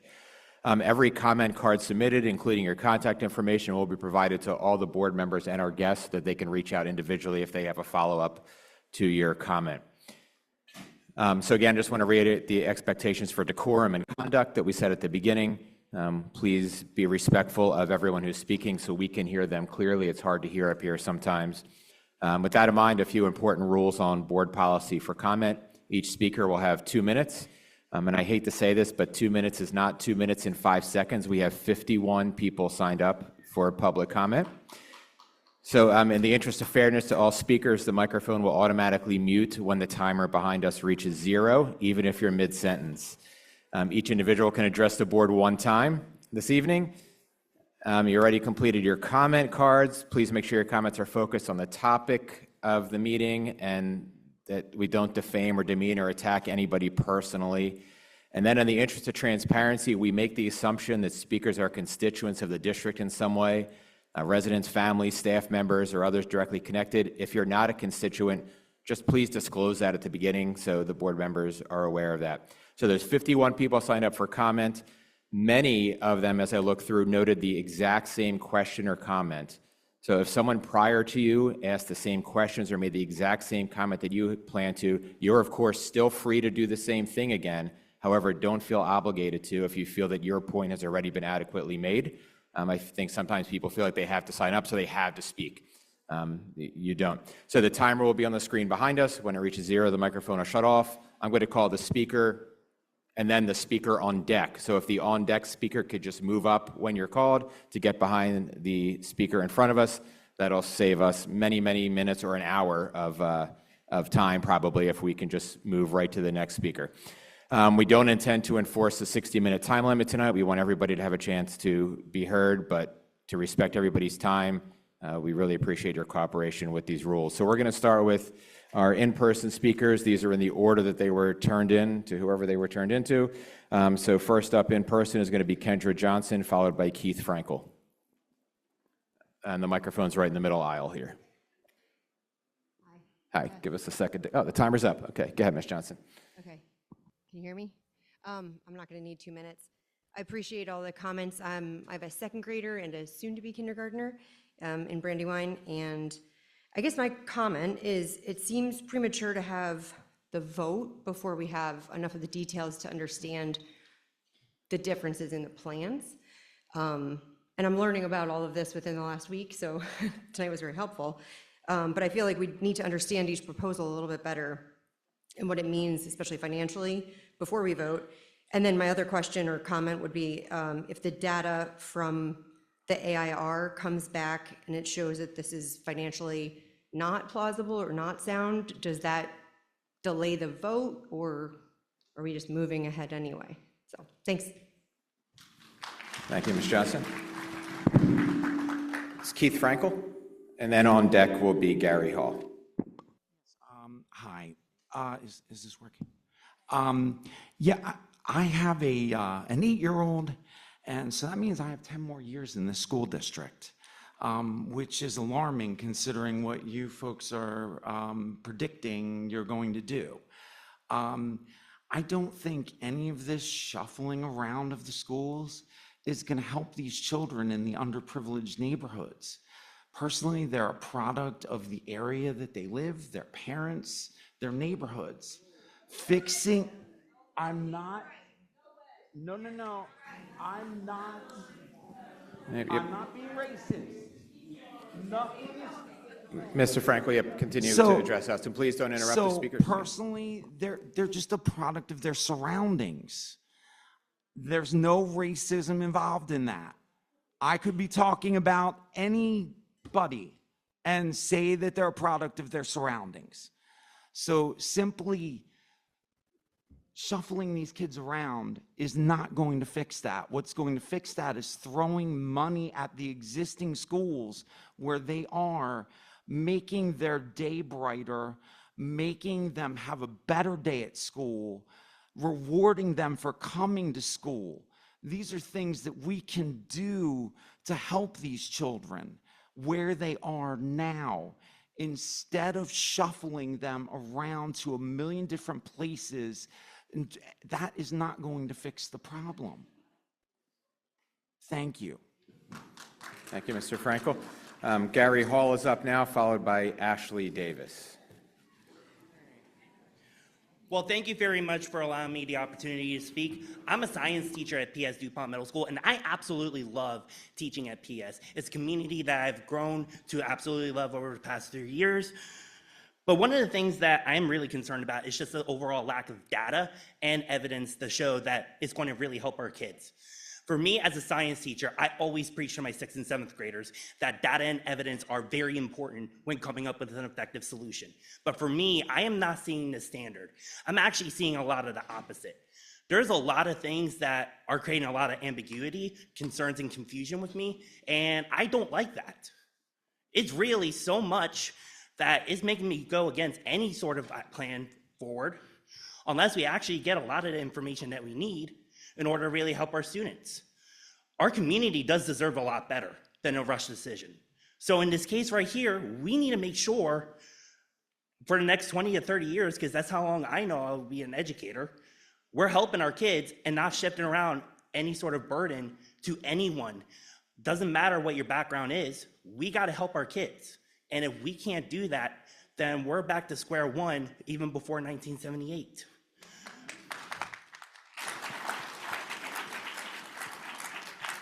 Thank you very much. Thank you, Mr. Hall. Next up is Ashley Davis. On deck is James Ingrazia. And then I should mention before you start, if there's anyone in the cafeteria who signed up for public comment, if you can please make your way to the multipurpose room. Ms. Davis? Thank you all so much. Thank you all for all the work that you've done with the Reading Consortium. Just to quickly share my Brandywine bona fides, my name is Ashley S.K. Davis. I'm a graduate of Brandywine High School. I'm a product of Brandywine K-12, or Brandywine Education from K-12. It did an excellent job of preparing me in college and in life, and I always support it.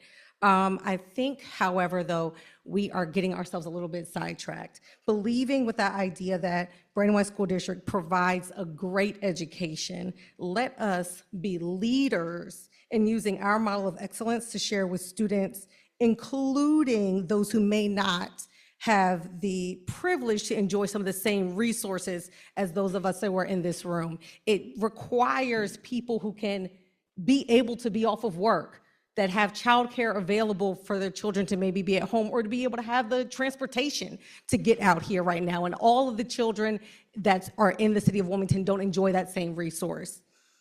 I'm encouraged to see so many people who came out because they care deeply about the education of their children.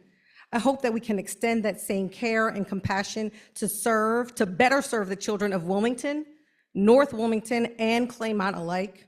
I challenge everyone here to encourage their state senators or their state legislators to vote in support of the Reading Consortium recommendation and to work diligently to ensure that the plan can best serve our students. My heart goes out to, I hear a lot of families and parents here that had no idea that these discussions were happening. I'm sorry to you that you did not know that. These discussions are not new. They didn't happen last week. They didn't start happening last month. They started happening years and years ago. Here's an opportunity for you to tune in, to follow the work of the Reading Consortium, and to get involved with the forward progress for all of our children. Thank you. Thank you, Ms. Davis. James Ingrazia is next, and then on deck is Jay Walls. And I also want to mention we received a number of written comments. They will be shared with all the board members this evening. Mr. Ingrazia. Good evening, members of the Brandywine School Board, Delaware representatives, and the fellow attendees. My name is James Ingrazia, and I oppose the Reading Consortium's recommendations for educational equity. Many don't realize how such efforts echo historical manipulations. To inform my stance, I draw from Manning Johnson's 1958 book, Color, Communism, and Common Sense. As a black former high-ranking Communist Party member, Johnson exposed how racial grievances were weaponized to divide society and push ideology. He wrote, just and seeming grievances are exploited to transform idealism into a cold and ruthless weapon against the capitalist system. Johnson warned of stirring racial conflict. Stirring up race and class conflict is the basis of all discussion of the Communist Party's work to start local files of discontent, conflict, and revolt. The consortium's emphasis on racial disparities risks exactly this, as seen in their report, Waiting is No Longer an Option, which frames race, class, and geography as compounding forces and lists challenges like hunger, homelessness, institutionalized racism, violence, broken family structures, and poverty, yet ignores addressing the true root causes head on. By pushing redistributive mandates and boundary changes, it could pit communities against each other, echoing tactics for the communist orchestrated bloody racial conflict to split America. Instead of unity, it breeds resentment. Johnson critiqued forced integration as a chaos tool. Black rebellion was what Moscow wanted. During the confusion, demoralization, and panic would set in. Redistricting might disrupt special education in schools, fostering confusion, hate, and bitterness, while treating our kids as pawns in a broader agenda.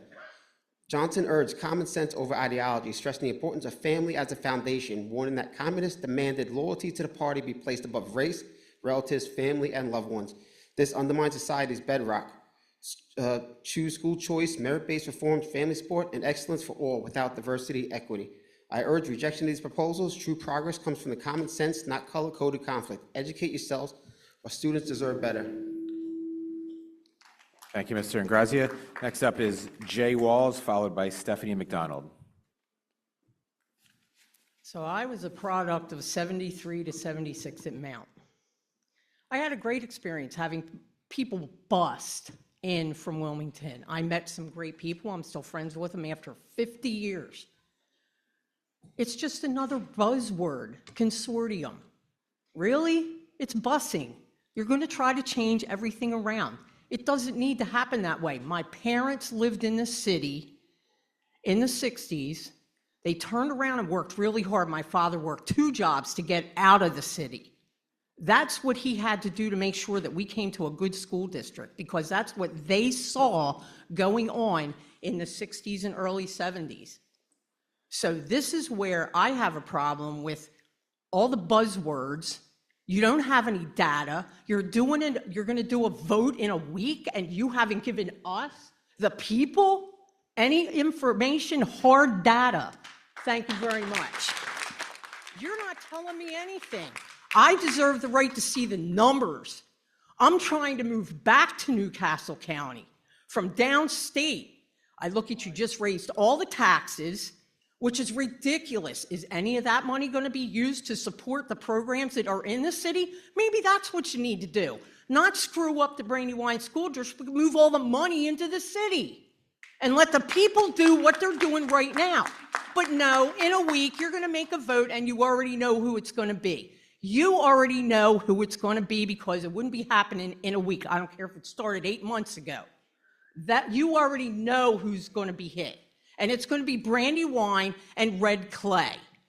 No offense to the city schools. They do deserve better.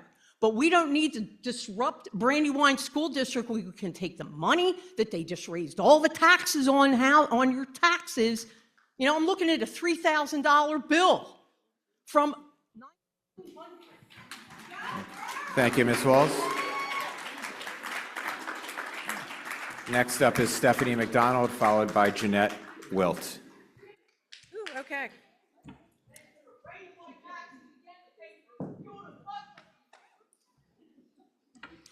So the big four social drivers are public safety, mental health, housing, and transportation, all of which are obviously connected to safety.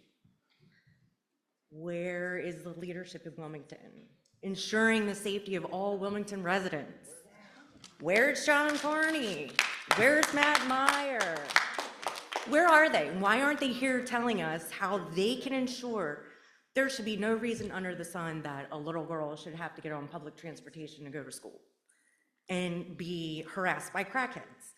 There is no reason under the sun that background noise should be gunshots for kids in the city. I don't understand why. Where is everybody? You know, let's get the city cleaned up. Let's get these kids taken care of. I don't understand this. Like, I'm like losing it here. I'm so sorry. I don't know. Please explain to me how switching up everything once again after what happened in COVID, what are we gonna do to our kids here? How are we gonna fix this? Do tell. How is shuffling kids around once again gonna fix anything? How are you gonna fix Wilmington? Please fix Wilmington. But nobody can come and fix Wilmington. I mean, like, hello. I really don't know what to say. Everybody else has said everything else. I'm just like, come on now. Give us data. Show us the figures. Do something. So, I don't know. Please tell us. Thank you, Ms. McDonald. Next is Janine Wilt, followed by Alyssa Samuels.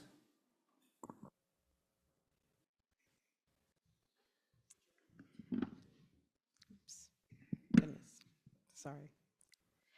Hello, my name is Jeanette Wilt, and I'm a proud Brandywine High School teacher, parent, and community resident. I've reviewed the Reading Consortium redistricting material currently available, and I have some concerns about the plans being voted on next week. First, there's no evidence that boundary changes alone will improve student achievement or equity. We have long-standing gaps in resources, staffing, and academic supports. Redrawing district lines without addressing these issues risks making a change with no meaningful benefit to student outcomes. These plans stop short of demonstrating how redistricting will actually close achievement gaps or improve access to programs. The disparity in the Brandywine Elementary schools, as Matt Den read tonight, will not change with any of these plans. Second, the proposals will create substantial disruption, reassign schools, staffing shifts, potentially invalidating contracts and seniority for all educators and staff, yet the documents lack detailed transition plans and safeguards. Third, critical questions remain unanswered. Full cost estimates, projected tax or budget impacts, and contingency plans for vulnerable students. Parents and educators still don't have clear answers on costs, transportation impacts, staffing changes, or how programming will be sustained. As of tonight, we do not know the estimated costs, and I wonder if AIR's report will be released with enough time for the committee to fully review the data to make an informed decision. I appreciate the effort behind this work, but ask for evidence that the proposed changes will improve student outcomes and that we know the costs, both financial and to the community, before the choice is made. Thank you. Thank you, Ms. Wilt. Next up is Alyssa Samuels, followed by Foster Shucker. Thank you all for being here. You three have taken some heat this evening, and just appreciate what transparency you have been able to show to us. However, I am frustrated at the lack of transparency and lack of data, and know that if I were at work and I were going to propose a plan to someone and they wanted information from me and I said, I'll get it to you next week, or I'm not quite sure, I'd be fired. I'd be absolutely out the door. I really think we need to take more time as a community to develop data-driven examples that will constitute results for all children. All children. That's what we're all here for. I've heard some polarizing views, and I think hopefully we all are here and want a better community. We want success stories for all students, but equity cannot be achieved by destabilizing excellence, and success cannot be built on uncertainty. Please provide some data. Thank you. Thank you, Ms. Samuels. Next up is Foster Shucker, followed by Hillary DeMush.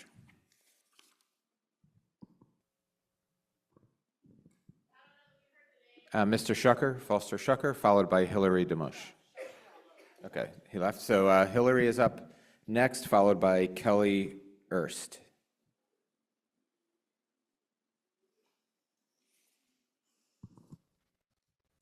Hi, I'm a parent here in Brandywine School District, and I have 3 kids in this district. I've heard a lot tonight, and most of my comments that I wrote down have already been discussed, so I'm going to try and be really quick. I have a lot of concerns, like many people have already spoken on, about the lack of data, about the lack of finances, about the lack of what feels like lack of attention paid to many things that aren't details. I'm very concerned, not about how much people care about the outcomes for the students of the city of Wilmington or the outcomes for the students of any of these districts. Everyone should care about that in great amounts. What I am concerned about is developing a plan that can work with strong funding. If we don't have funding for a plan, if we don't have a plan that has clear, ascertainable goals, we will have a plan that's great that will fall apart, and we will have a weaker school district or weaker school districts, whatever that plan is. And that's not what anyone wants. So I just really, again, want to reiterate the need for data and how important that is to have good outcomes overall, so we don't accidentally weaken the outcome. Thank you. Thank you, Ms. DeMush. That brings up Kelly Erst, followed by Deborah Gages, I believe it says. Good evening. I'm Kelly Ernst. I'm a parent of 3 in the district. Thank you for coming, and thank you for bringing passion. This has been a years-long effort, and it sounds like decades-long effort. The challenge I have is that there's obviously been effort and passion and thought put into all of these plans for all of the right reasons. I question if all of the effort has been put in, because what you've described is in 8 days, a decision will be made or a recommendation will be made on which plan to invest in. Without the supporting data that you have now had years to develop to understand projections, we understand that you may not have had the resources to do it at a level of depth that I think the community is expecting, which I understand. There's only so much time and so much money. But you have had years to come up with projections. We've been told you don't have them yet. But there was another point, Senator, I think you mentioned some people had done projections at some level. Can those please be shared? We hear about this AIR report. It's going to be this magical, wonderful thing that will give us a lot of data to make the right decisions. When is that report going to be delivered? Because you have to make a recommendation in 8 days. I can't get my kids to clean their room in 8 days, let alone make decisions that will influence thousands of children so we can do the right thing regardless of where they live.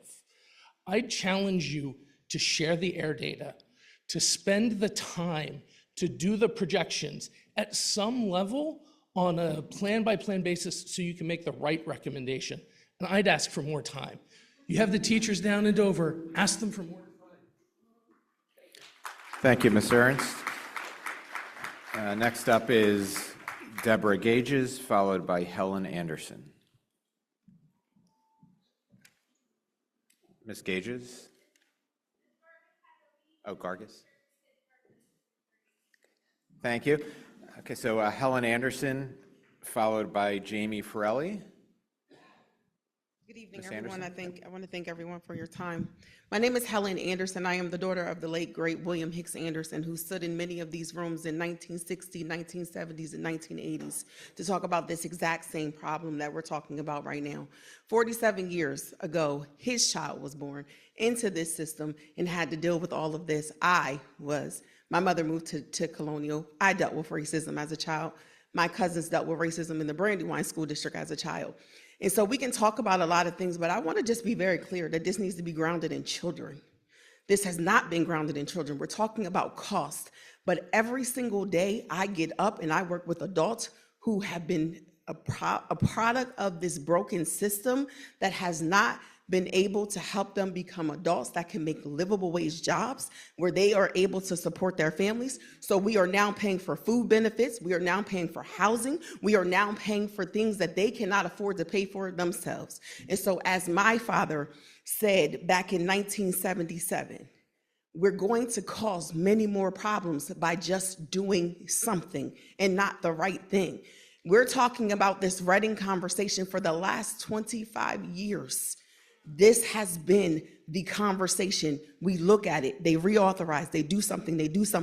This district, this very district, has said no to every plan that has come. I would love to hear when you're going to give us a yes on how you want to help be part of the solution. I've heard you say red clay. I've heard you say red clay. I've heard you say Christina. We know everyone, but if we all don't want to come to the table for solution, to be solution driven, then this is all pointless. Bring 600 people. We can ask 600 people to come from the city, but we're not getting anywhere until we make some movement on deciding that this is about children and what is best for all children and not just children in certain areas with certain zip codes with certain socioeconomic status. Black children in the city of Wilmington have been failed for generations, and it needs to stop now.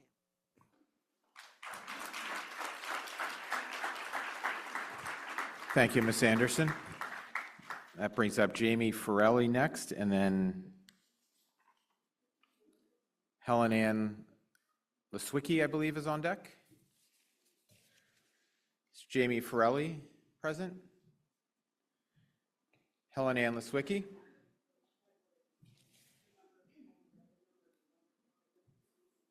Okay, that brings up then Ashley Williams with Chris Turner on deck.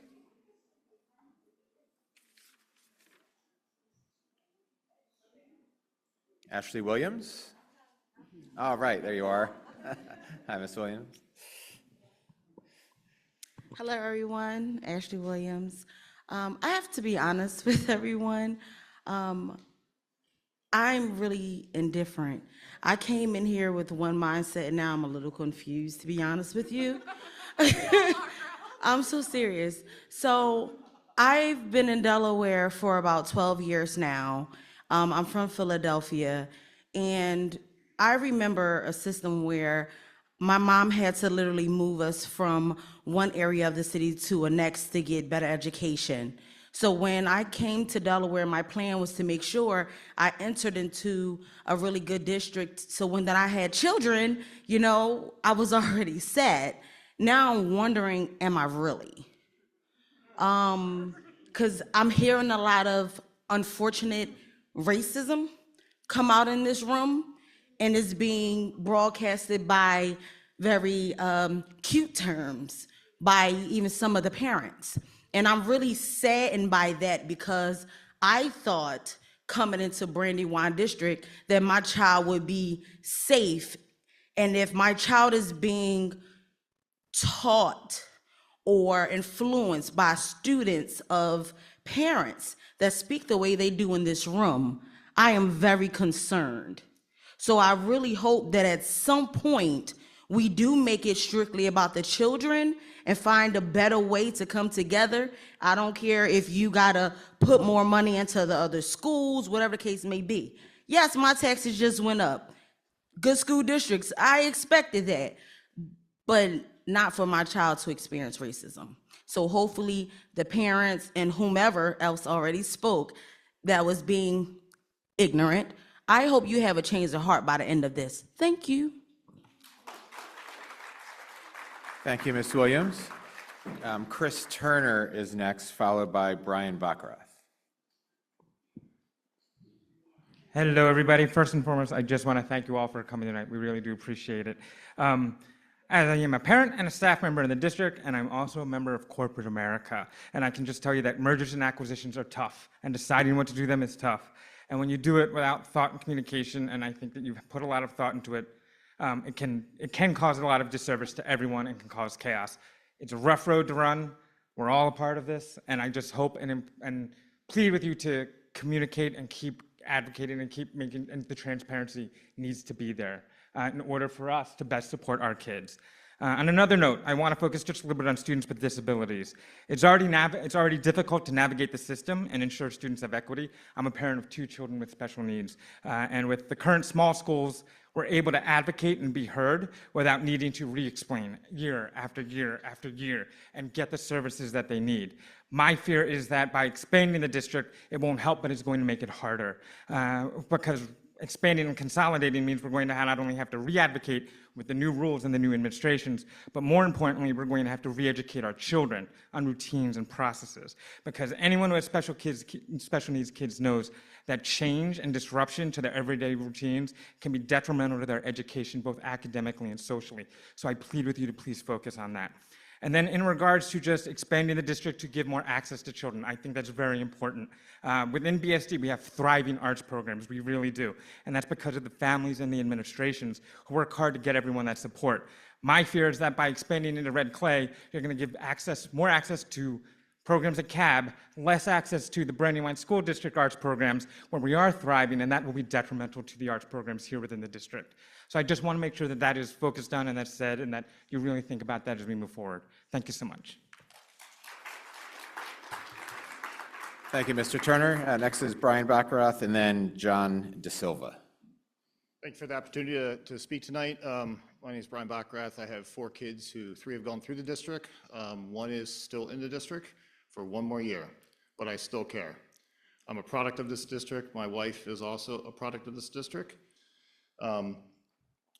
I appreciate, Representative, I'm not going to try your last name very well, but I appreciate you opening the conversation on equity within this district. And there have been some very good comments along the way around how we need to do better there. I guess my argument would be, take that into the next board conversations, make it an agenda item of what we can do better. I don't think there's a chance in heck, as complex of an issue as that is, for our society, for our district, that that's going to get better by merging districts making things more complex. It's only going to get worse. So we should be spending as much time as we are tonight on these topics, on that topic alone. Brandywine School District has good money, one of the more wealthy districts in the state. By definition, all of the proposals, votes 1, 2, 3, 4, 5, will take money from our district. It will put it somewhere else, or we will get less in our district. The math doesn't math. I appreciate the sincerity around what's this going to cost. Several comments here tonight. You don't make any kind of a business decision like this with no numbers. It costs money. There's no tooth fairy in Dover. We just had, 31% tax increases over the last 2 years collectively, okay? We just had a tax increase in Dover on income, higher incomes in this district.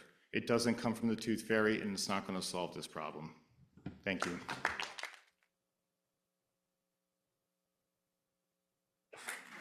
Thank you, Mr. Backrath. John De Silva's next, followed by Kristen Ramsey.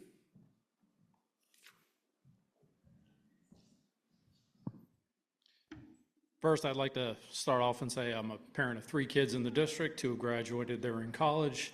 I've been rattling around this district for close to 16 years as a coach, as a parent, pretty much any capacity. I've built things for the district, and I've been very proud to be part of it. And I've also been very proud of the success that my kids have had from it. I would like to ask the commission a question, though. Do you know what school building has the oldest roof in the entire state? You're under it. So you want to talk about equity when it comes to things. Apple seems like they're building a building every Tuesday. Our buildings are falling apart. Concord had sections of its infrastructure separating from the exterior to the interior of the building. And you want to expand. We have school choice. We used to live in Newcastle, not in a great neighborhood. Our kids choiced up here. They were part of the program and worked out great. We wound up eventually moving up here. But our buildings are almost all at capacity. There's only a few that are under capacity. And so I'm fine with expanding choice, but I think the better idea would be to maybe restructure the Christina School District. Find a way to fix that. I mean, certainly I believe Wilmington does need to be better served. We have toured the buildings and we've seen the facilities. They need a lot of help. But I think instead of burdening 2 other school districts and making kids ride buses for longer, which would make it more difficult to have them participate in things like after-school activities or arts programs, sports, or anything else, it really wouldn't work. Better to focus on a simple solution. Thank you. Thank you, Mr. De Silva. Next is Kristen Ramsey, followed by Dr. Jennifer Hummer. Hi, thank you. My name is Kristen Ramsey. I'm not originally from Delaware, but now have a student in Brandywine School District, and we'll have a second one in a few years. A lot of my questions that I put on my comment card were really specifics that I don't think we have the data behind and are really going to be things that we can talk about once you narrow down to one decision based on the current process. So while I won't go into details on those, I'll just say as you narrow down on that one option, I think one of the things that you should consider is how much time and money will be spent if you pick an option that involves consolidation. Mostly because if you leave the existing school districts as they are and you just change what the boundaries are, at least we can figure out how we best serve the needs of each of those kids. I just want to make sure that we don't either lose the number of class size, make the number of kids in a class larger by forcing more students into schools, potentially looking at how we could maybe potentially have new schools built if we need to have more. And also the amount of time just, on rebranding, on changing names and the amount of effort that school faculty would have to spend on things like that, instead of just putting that money towards how do we create better outcomes for our students. Thank you. Thank you, Ms. Ramsey. So, Dr. Hummer and then Josh Kelly.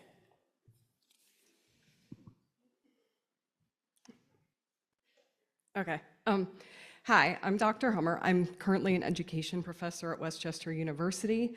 I did teach high school math in Brooklyn, and I was an education administrator where I served over 35 New York City public schools. Now I live here in Wilmington on 23rd and North Market Street. I am active in my local civic association, and I volunteer in my community regularly.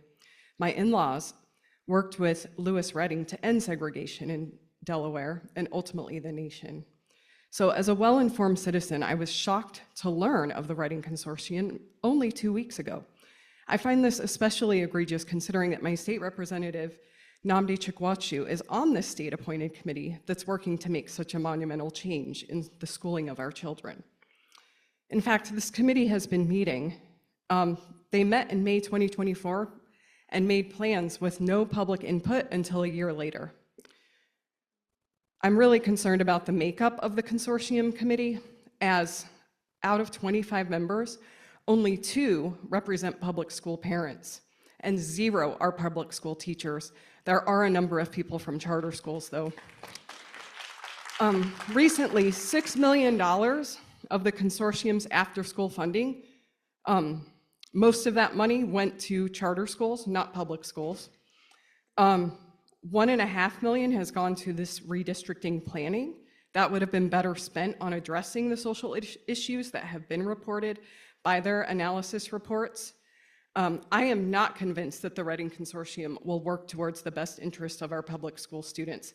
I don't see a theory of action that will guide a smooth and least harm implementation.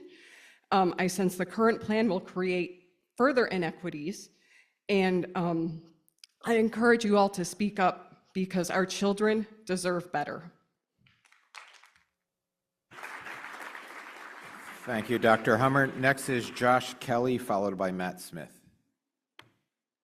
Is Josh Kelly here? Okay, Matt Smith. All right, Matt Smith's coming down, then followed by Brandy Topolsky.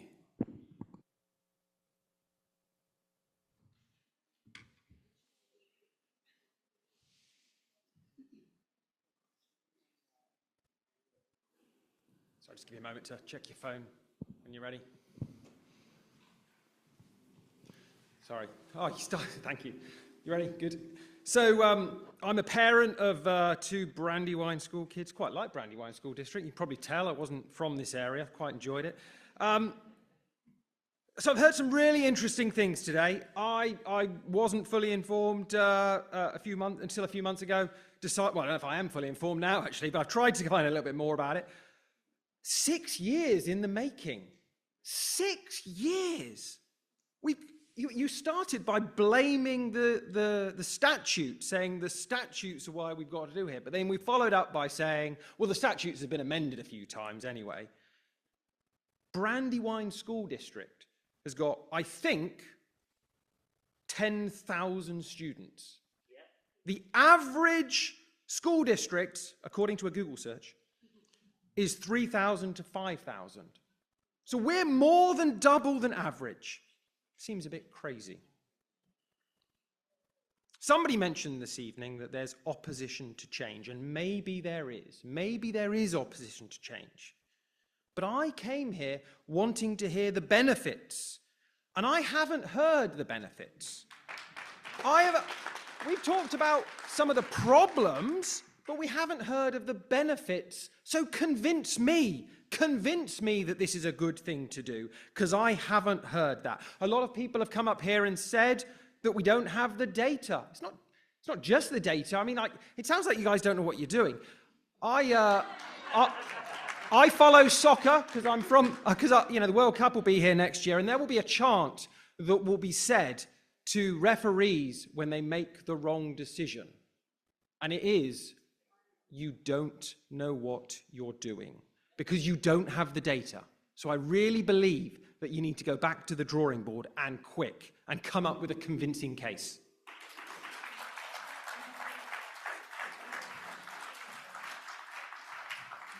Thank you, Mr. Smith. That brings us to Brandy Topolsky, followed by Natalie Tercy. Hi, my name's Brandy Topolsky. I'm a BSC parent. I've submitted a lot of questions that I know are going to be more geared towards the General Assembly, but my biggest concern is the social drivers. The number one thing is the crime. It's impacting how these kids can get back and forth to and from school. Even these proposed after-school activities, it's impacting their mental health. It's also impacting housing. We need to address the social driver of the crime, and we don't need a 5-year plan to address that. We have officers, we have a DOJ. This can be addressed now, and they shouldn't be subject to that for another day. I also want to bring in Department of Labor, their role in bringing these people out of poverty. So we're not talking about, oh, we have to offer housing, we have to offer more food. We need to lift them out to where they're not stuck working 2 minimum wage jobs just to get by. And I also want to bring in where you said that the city schools, was it Harlan that was mentioned? Harlan actually has a lot of these wraparound services that you guys are proposing. Those have already been implemented at Harlan, and the spending is a lot higher in Harlan than it is the average student. So we're already putting these things in our schools, and it's not working. How has it benefited those students at Harlan? Have we seen an increase in the scores? And I know everyone's so polarized about the scores, but if you're not seeing an increase in the scores, what are you using as your measure? How are you going to measure their progress if you're not using the scores? Can you answer that?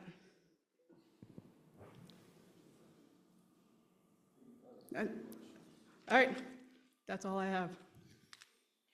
Thank you, Ms. Topolsky. Next up is Natalie Tercy, followed by Thea Lopez.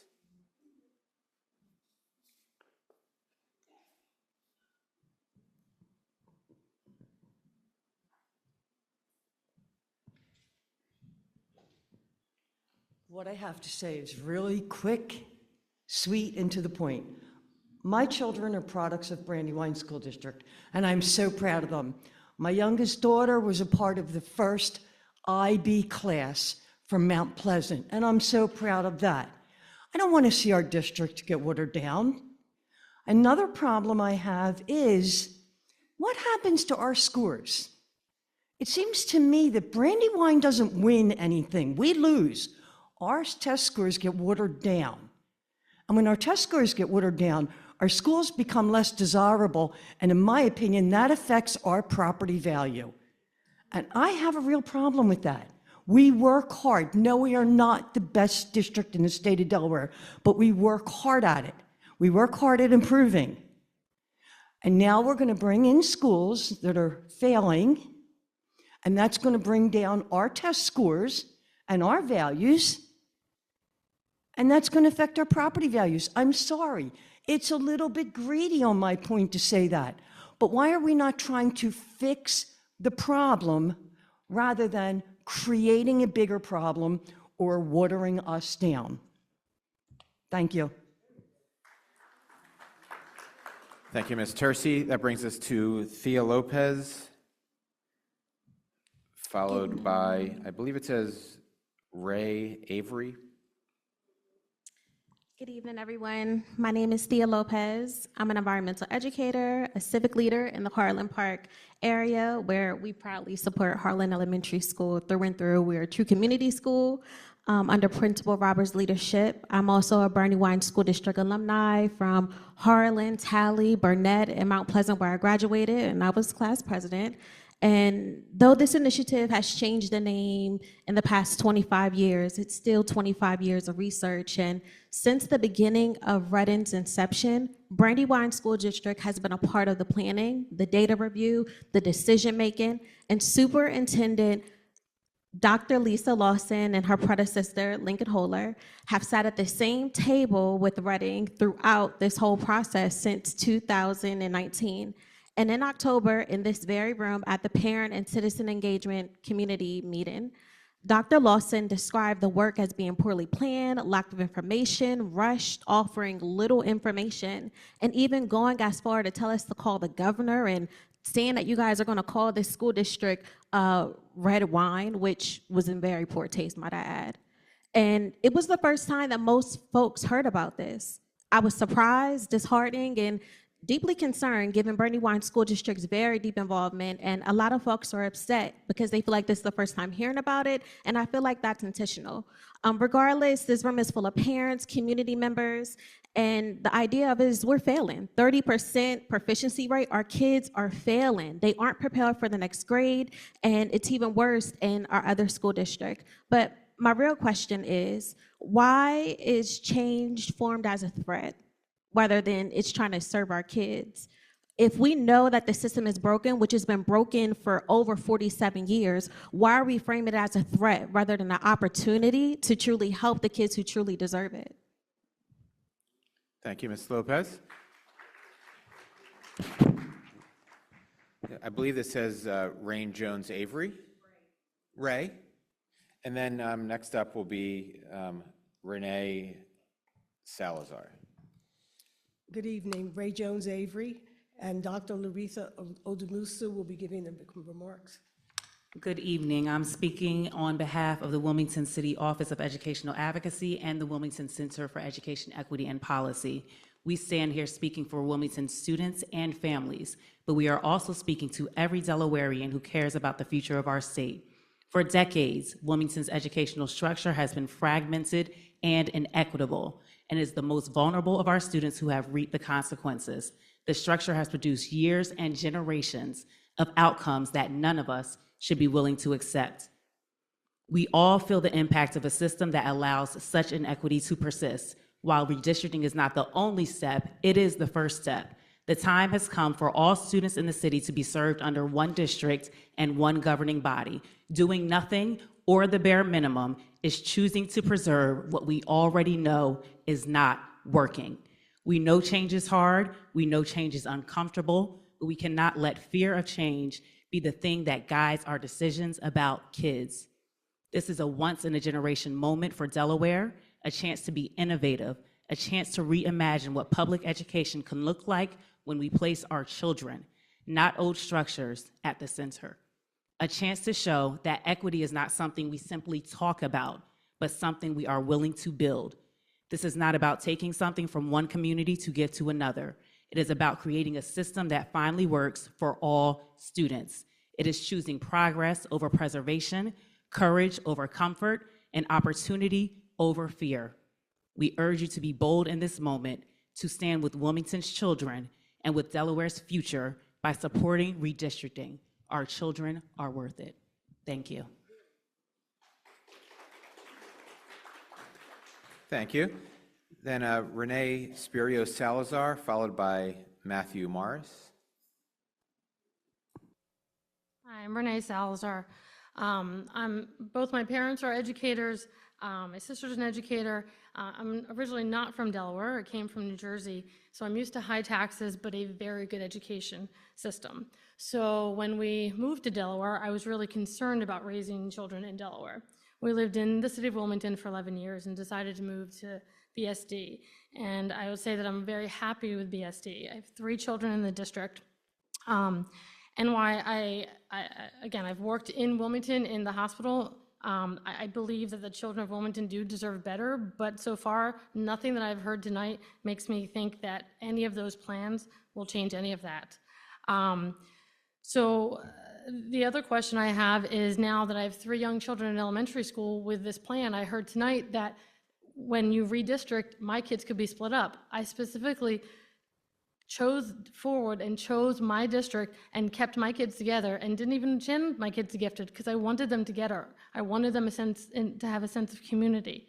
The other thing that I have is, if you're going to help the school district, why not change some other things? Why not have more days of school? All right, New Jersey has 180 days of school. every time I turn around, my parents are saying, why do your children have off? Whereas Jersey schools still have schools. So if you want to increase our test scores, add more school days. Stop having days where they get to the teachers get to do report cards. My parents had to write report cards at midnight, okay, because they didn't have days off. When I have to do my professional work, I have to do it on my own time. Now, I don't think that's right, but we need to do something else to help with the test scores. And then my other last point is, everything is rushed. I don't see the data. Why does there have to be a vote next week? Why can't you move the vote? Just move the vote until everybody can read those reports and make an informed decision. Thank you, Ms. Salazar. Matthew Morris.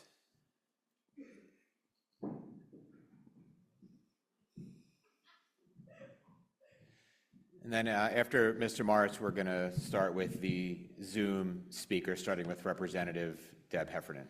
Mr. Morris. Good evening, everybody, and thank you, Board, for having this workshop this evening. This is actually kind of difficult for me because I really like Tizzy, and I've worked with Matt Den before, but I have a lot of questions. And I know that I've been very outspoken about this, and I have been raising a lot of questions, and this is just what I do. Community advocacy is my thing. First and foremost, the fiscal impact analysis is something that we need, and I don't think it's appropriate to be presenting it right before the vote. I have questions about the deliverables tied to the 1.59 million allocated for the redistricting planning. Who was paid for what?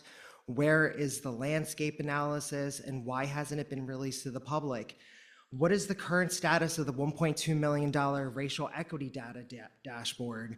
Who's building it? What work has completed? Why is there no prototype or public update? Why is there no scope or work available? There was $156,000 budgets year after year submitted by Delaware State University and University of Delaware for support contracts that were completely identical year after year. No changes in scope, no changes in deliverables, no justification for costs, no financial modeling was included. What deliverables were produced for the Delaware State University and UD support contracts? What are the annual reports? Data dashboards, research briefs, public communications. What are going to be the impacts of dissolving these these districts? Thank you, Mr. Morris. All right, we're going to go to our Zoom commenters. Again, please make sure that the name on your screen matches the name you put in your comment card, or else we won't be able to unmute you and allow you to speak. So first up is going to be Representative Deb Heffernan, followed by Hope Coleman. Representative Heffernan. Thank you. This is Deborah Heffernan. As I'm a parent of 3 Brandywine School District graduates, and 2 of my kids work for Brandywine School District. I think that I don't support the very disruptive plans of consolidating either Red Clay and Brandywine or all the school districts in the city. I do know that Brandywine School District does educate a lot of kids that are from the city of Wilmington, that also from other areas like Claymont and Edgemore, which I represent Edgemore, that are low-income students that have a lot of needs. I feel like the money, that's an adult problem, the governance of a school district, and I'd rather see the money that's going to be spent leveling up teachers and combining school districts spent in the classroom. The other thing is that there's numerous charter schools in the city of Wilmington, and we're just ignoring that. There's also the VOTEC school district in the city of Wilmington. I think that the least disruptive plan would be to have additional, to change, to have additional city kids go to Brandywine or Red Clay, but even that least disruptive plan could disrupt Brandywine and need changing of feeder patterns so that no schools are overloaded and to maintain diversity in schools. So it's also, there was, I think, the talk. Thank you, Representative Heffernan. I'm just checking with that. Can they see the timer, the Zoom callers? Okay, thank you. Next up is Hope Coleman, followed by Jenna Labick. Okay, Hope is no longer on the call, it appears. And then Jenna Labick, followed by Pamela Gardner.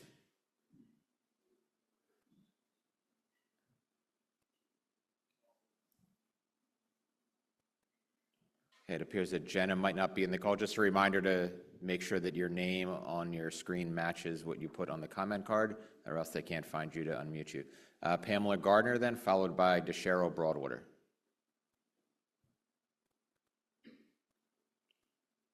Hi, this is Pamela Gardner. I'm hoping you can hear me.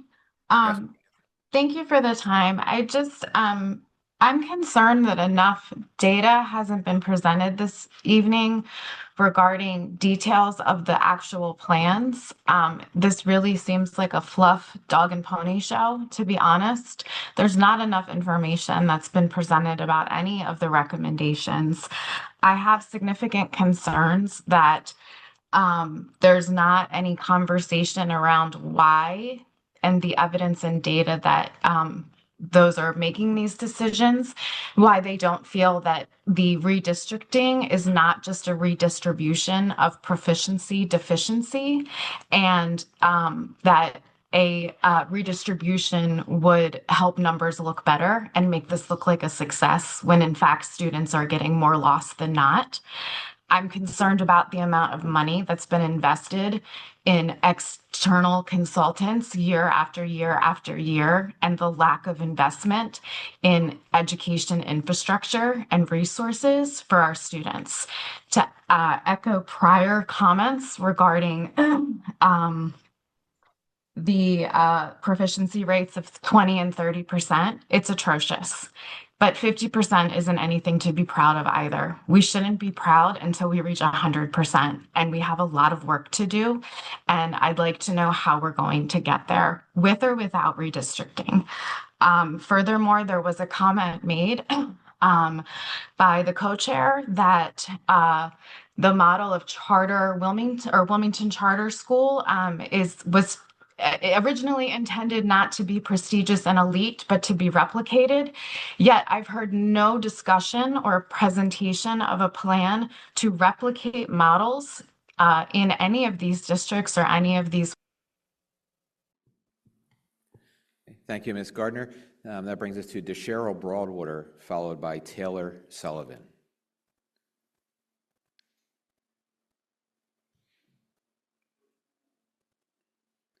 It looks like DeSheryl Broadwater is not online. So Taylor Sullivan, followed by Ari Carpenter.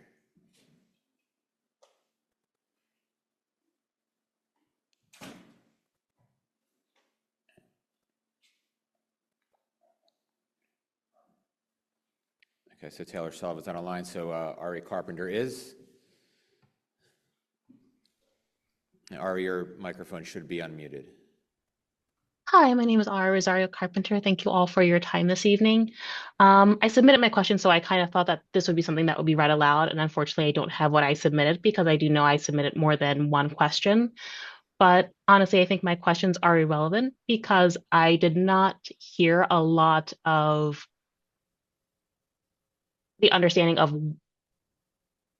the data of why this is in place and what we are looking to do. Therefore, I don't believe anyone would be readily able to answer the why or what we can see the impacts would be, such as what does this look like for our taxes? What does this look like for our teachers and the resources from our schools?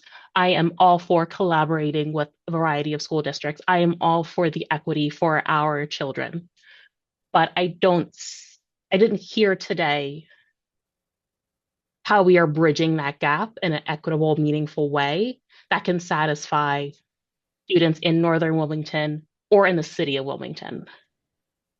So as far as I'm concerned, I would not be for this proposal. Thank you. Thank you. And in case anyone missed it, all the written comments will be shared with the entire board and our guests so that they have them as well. That was Ari. So it looks like Kia Johnson, followed by Samuel Schubert.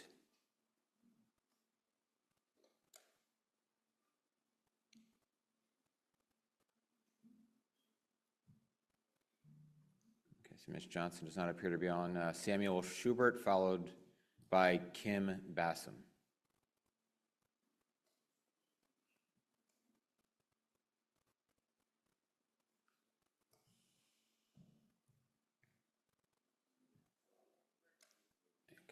Ms. Bassam's not on. Samuel Schubert was not on either. Okay, so that brings us to Crystal Dowling, followed by Kimberly Shaw.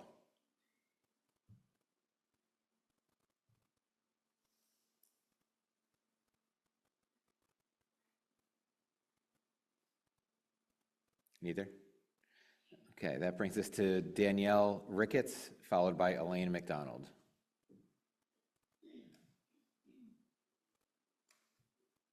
No Miss Ricketts.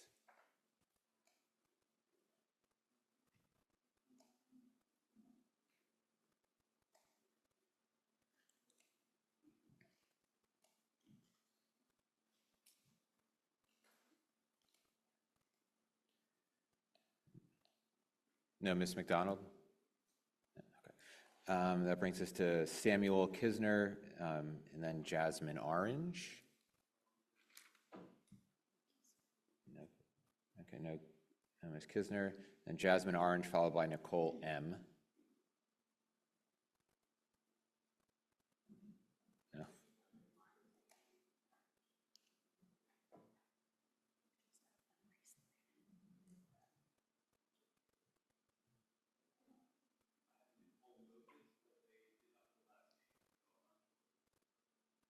Okay, if Nicole M is Nicole Moses, then you can speak now. Hello. I really don't have much to say more than anybody else did because I didn't really see any data. So I'm not too sure how any of these options would best suit the needs of, well, taxes wise, kids getting better education by being bused to other school districts. My daughter is bused to Brandywine School District. I'm new to Delaware, so I'm not even sure of. I live in Wilmington, so now I'm confused on like where I'm at and how is this all going. That's something else I have to look into. This just confused me a little bit more. But I just didn't see any information and data that helped me to sway me one way or the other. That's all I have to say. Thank you. And then it looks like the last online commenter is Maureen Pankowski-Clark.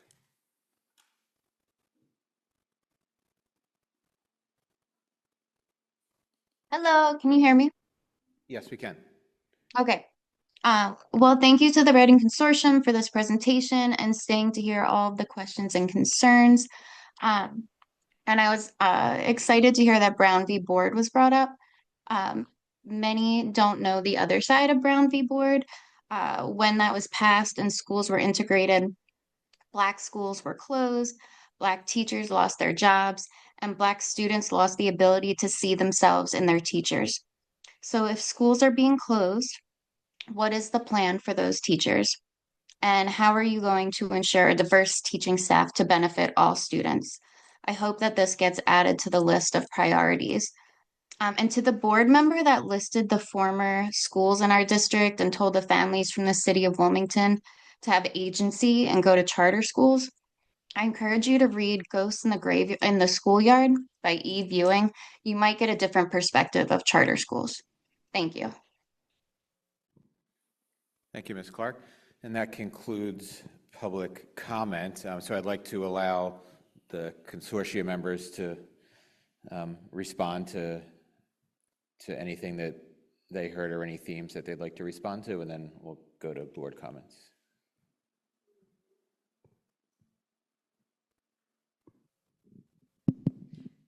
I'll start just by thanking everyone for your comments, and especially to the people who have stuck out all of this time with us at the end. I cannot say how much, I just appreciate that. And, not necessarily the best conditions for engagement, but we are very happy to have this engagement. I can't overstate that. We've been, reaching for it for a long time. And so it is, believe it or not, quite welcome. I don't think we wanted to do any extensive response. The only couple of things that really jumped out as me as points of clarity. We are not proposing any school closures. We are not proposing any attendance zone changes. So like forced busing is definitely not an ulterior motive here. That is a thing of the past. And the landscape analysis is the same as the social drivers report that got mentioned a lot. So that has been very, very public. It's online. And similarly, the AIR report and sort of data grid that we have will be published as soon as that comes in this week. Did I miss anything that really jumped out at you? And we will have opportunity at the beginning of next week's meeting for public comment. Again, we're going to open the meeting with public comment, so we would welcome your voices again at that time. Yes, our meetings are public, and public comment's going to be, sorry? Give me a second. We can make sure we post that on the district's Thank you. I Facebook believe it's at page. Del We'll Tech, post the which is meeting where we notice. usually have our large, Del Tech George campus in Wilmington is where we usually have it. It's also hybrid, so you could also do, connect online. Yeah, and we'll make sure we post the meeting notice on the district's social media. Yes, So thank that they have that readily available. Thank you. Any other comment?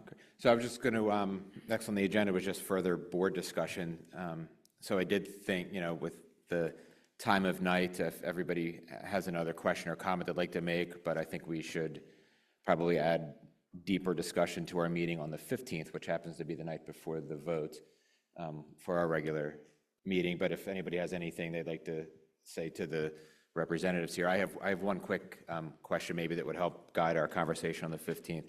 I guess two quick questions. So one is, when do we think that AIR financial report would be available? Would we have a copy of that prior to the meeting on the 15th, I guess is that question? Yes. Okay. So you could share that with the board before the 15th? Yes, and we'll also seek to help make it clearer. I will admit, I don't think we've done a great job of pointing people to the factors, the data factors we have used to get from 9 to the 3. And so I'm going to send you some information that demonstrates what we did use. Okay. There are factors. We're not, yeah. Okay. And we want to share that, so you can share that. Two more questions. One is, so, I was happy to hear you say so often that once there's a final recommendation, there's going to be a deeper data dive. Can you just speak to the timeline of that data dive? And even the timeline after the 16th. What is the timeline from the 16th to when the legislature would have to vote? And when would that deep data be available before the legislature's final decision? So we don't want to get ahead of ourselves, as we sometimes have before, with giving exact timeline dates. I know rough is fine. that we have monthly full-body consortium meetings planned for January, for February, to kind of give those status updates openly. So that will be an opportunity to hear that.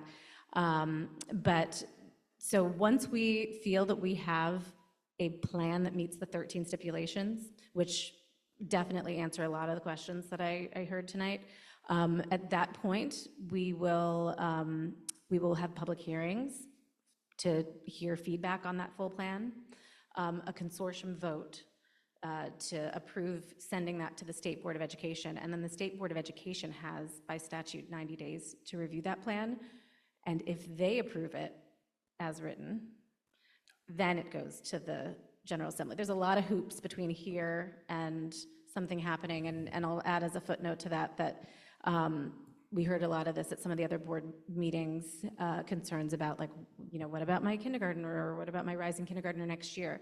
We are looking to put forward a proposal for consideration by the State Board and the General Assembly that would have within it an implementation, probably a secondary planning period, a transition and implementation periods in it. So we're talking about years of additional, successively deeper work on the path to eventual implementation, like years down the road.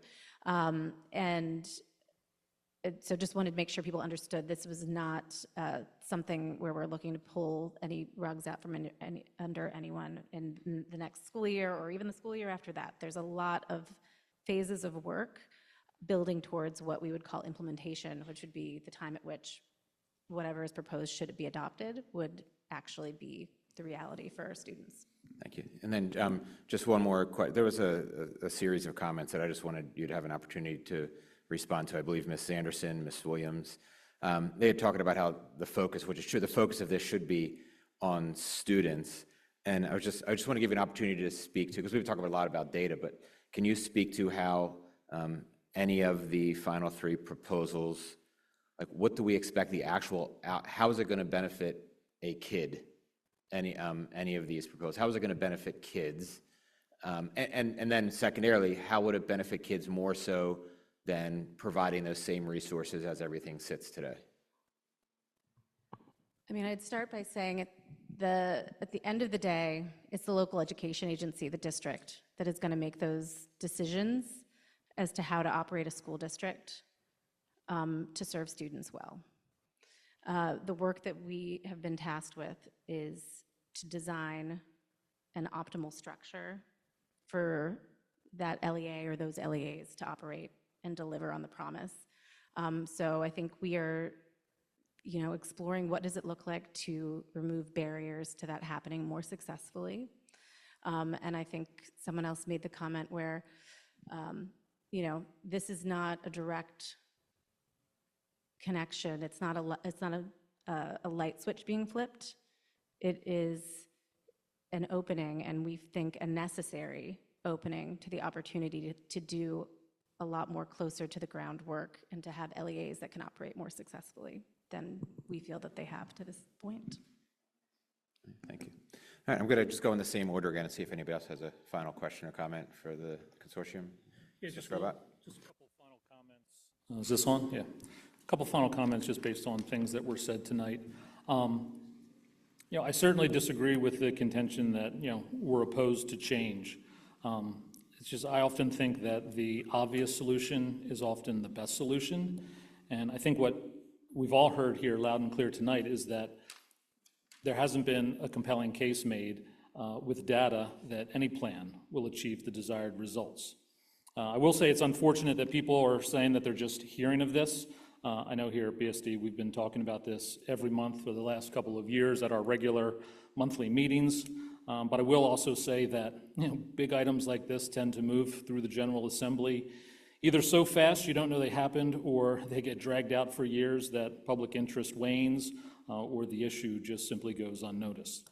But I think based on the meetings that have happened over the last couple weeks, people are definitely well aware and paying attention. I think if there's money to be had for solving this issue, I don't think it should go to changing the boundaries of BSD.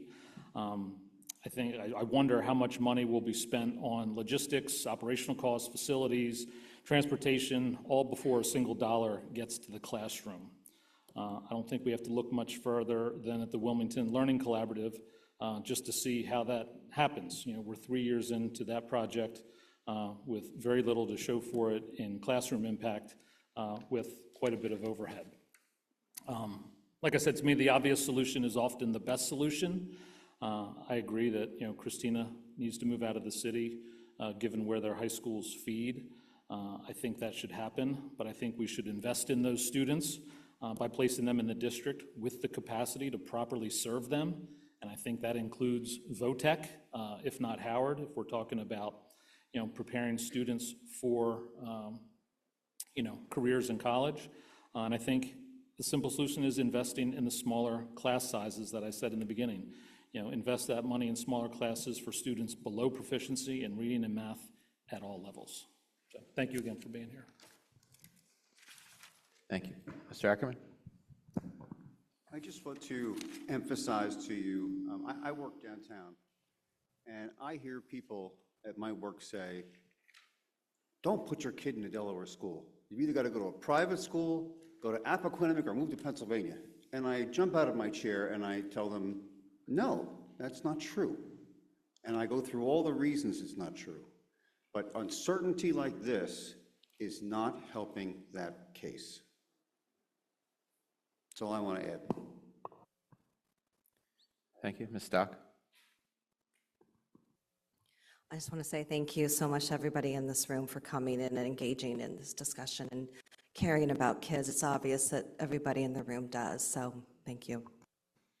Thank you, Ms. Stock. Mr. Najemi? I've just had two quick questions. One, what would you consider a plan to actually consist of? And I'm just going to list off some things, and you can say yes or no, and just easily. Feeder patterns, transportation, tax burden, state contribution, teachers' contracts, administrator contracts, ability to hire and fire teachers and administrators, building maintenance, and property ownership. I can repeat that again.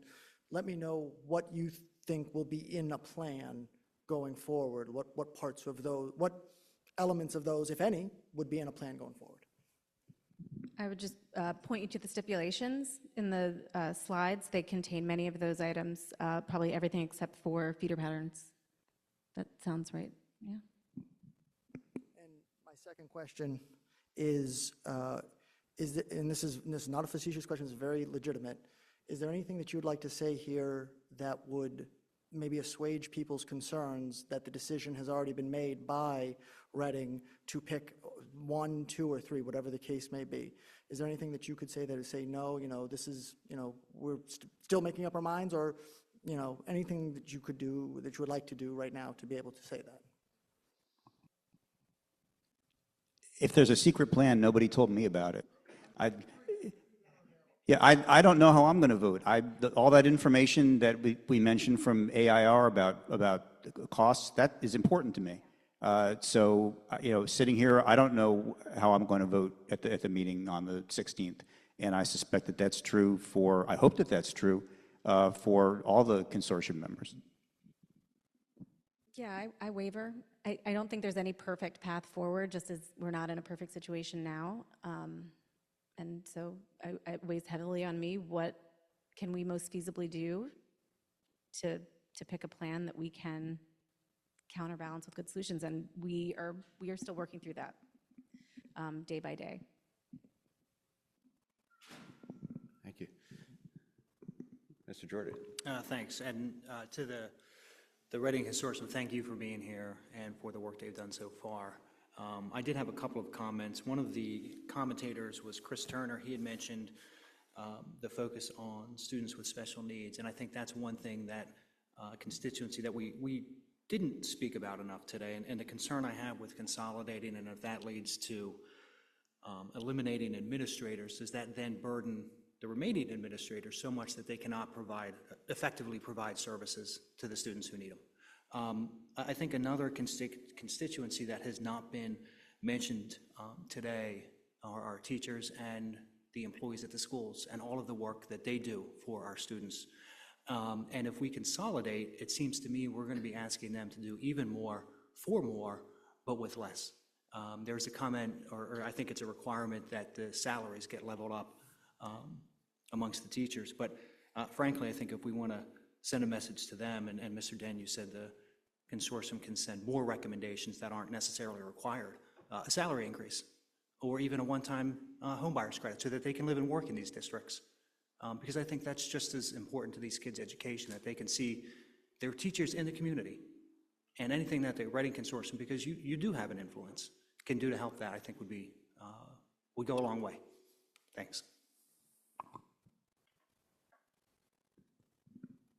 So taking your questions in reverse order, not only can we make additional recommendations, one of 25 members, I think it is essential that we make additional recommendations. Whenever a final plan comes forward, if all it has in it is that district lines are being changed, I'm not voting for it. I think that it is essential that we do a number of things above and beyond simply talking about district lines to try to get kids to where we want them to be. So it's a may in the statute, but again, I'm one person. For me, it's a must. With respect to kids with disabilities, I'm out of politics, but I was in for a while. Delaware has better state laws than most other states in the country with respect to protecting the rights with kids with disabilities, and I wrote most of them. This has been an issue for me for a long time, and if I wasn't clear about it when we spoke at the beginning, then I want to make sure I am now. Any change that we make, it is extremely difficult and often intimidating for parents to try to make sure that they are getting for their kids what they need in the IEP process, children with disabilities. And there are structural things that we can and should do to make sure that parents are protected that way and that they have the ability to get for their kids what they need. So regardless of what option we choose, I think that is critical. And again, I think I mentioned that one of the things that I at least hope that we start looking to is having some programs in our traditional public schools that are right now only available to parents who can afford to send their kids to private schools that will be extremely beneficial to kids with language-based learning disabilities.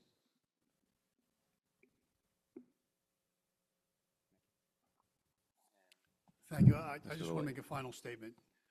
Yes, we want better education for all children, even the ones who are scoring in the 80, 90 percentiles.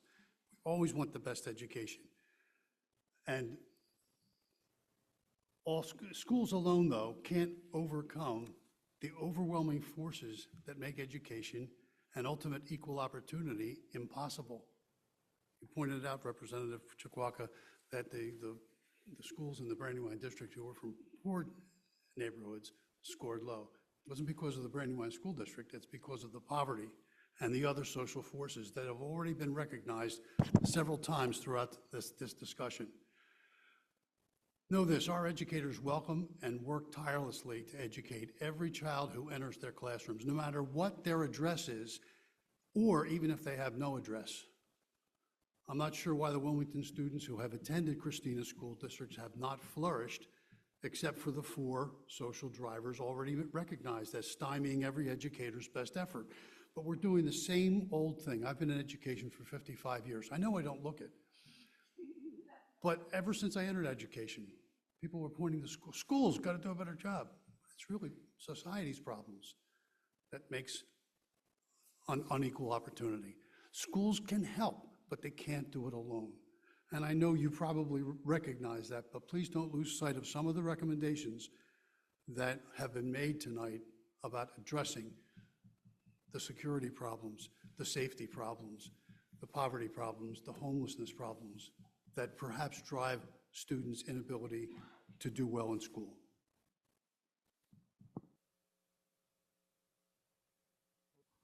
Hello? I had one other item in my notes I forgot to get to. So thank you again for you 3 being here. I know Superintendent Lawson is on the consortium as well. How can members of the public, I know you've had the roadshow with the other districts. I don't know how many of the other members are tuning in via Zoom, but throughout the course of the last couple of weeks, there's been a lot of passionate discussion.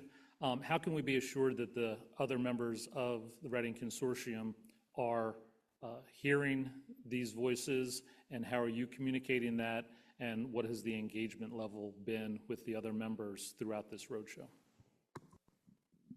So I can't say exactly how many, but I know a lot of our members have been on these calls and at these meetings in attendance, and have listened in. I'm getting texts, and people are definitely watching and listening and participating in the social media discourse in various ways. And in terms of the commentary, I will say one of our Institute for Public Administration, University of Delaware staffers has been transcribing public comment. So we have a large document that has, and it sounds like you're going to send me some more things to add to my packet. We're going to have a written document capturing both verbally received comment as well as emails and we had a QR code that didn't make it up there for a Google form that we have as well. But hopefully that's something that can also be shared, perhaps on your website. And then I just wanted to genuinely thank you, Mr. Den, Senator Lockman, Representative Chiquocha, for coming tonight. I think, like I said at the beginning, I really believe we all have the same fundamental goals in our hearts, and I have a lot of respect for your passion. Hopefully you do for everybody's here. But I just want to give you a round of applause and thank you for giving the time tonight, for being here. Thank you. And then for the board, I don't suppose anyone would like to make a motion to table the district success planning item, which is next on the agenda for the next workshop? All right, motion by Mr. Najemi. Who is second? Mr. Lavoy, Third. all in favor? Aye. Okay, motion carried. So our next regular board meeting is next Monday, December 15th, right here for everyone that came. All of our meetings are public. You're welcome to all of them. We've never seen this before, but we do this at least once or twice a month. You're welcome to come. Then meeting after that is January 12th at Concord High School. I should mention next Monday's meeting will be at Brandywine High School. December 17th at Brandywine High School, January 12th at Concord High School. And then our next workshop is scheduled for February 2nd, right back here. Motion to adjourn? So moved. Second. Mr. Scorbut, Mr. Najemi, all in favor? Aye. Meeting adjourned. Thank you, everybody.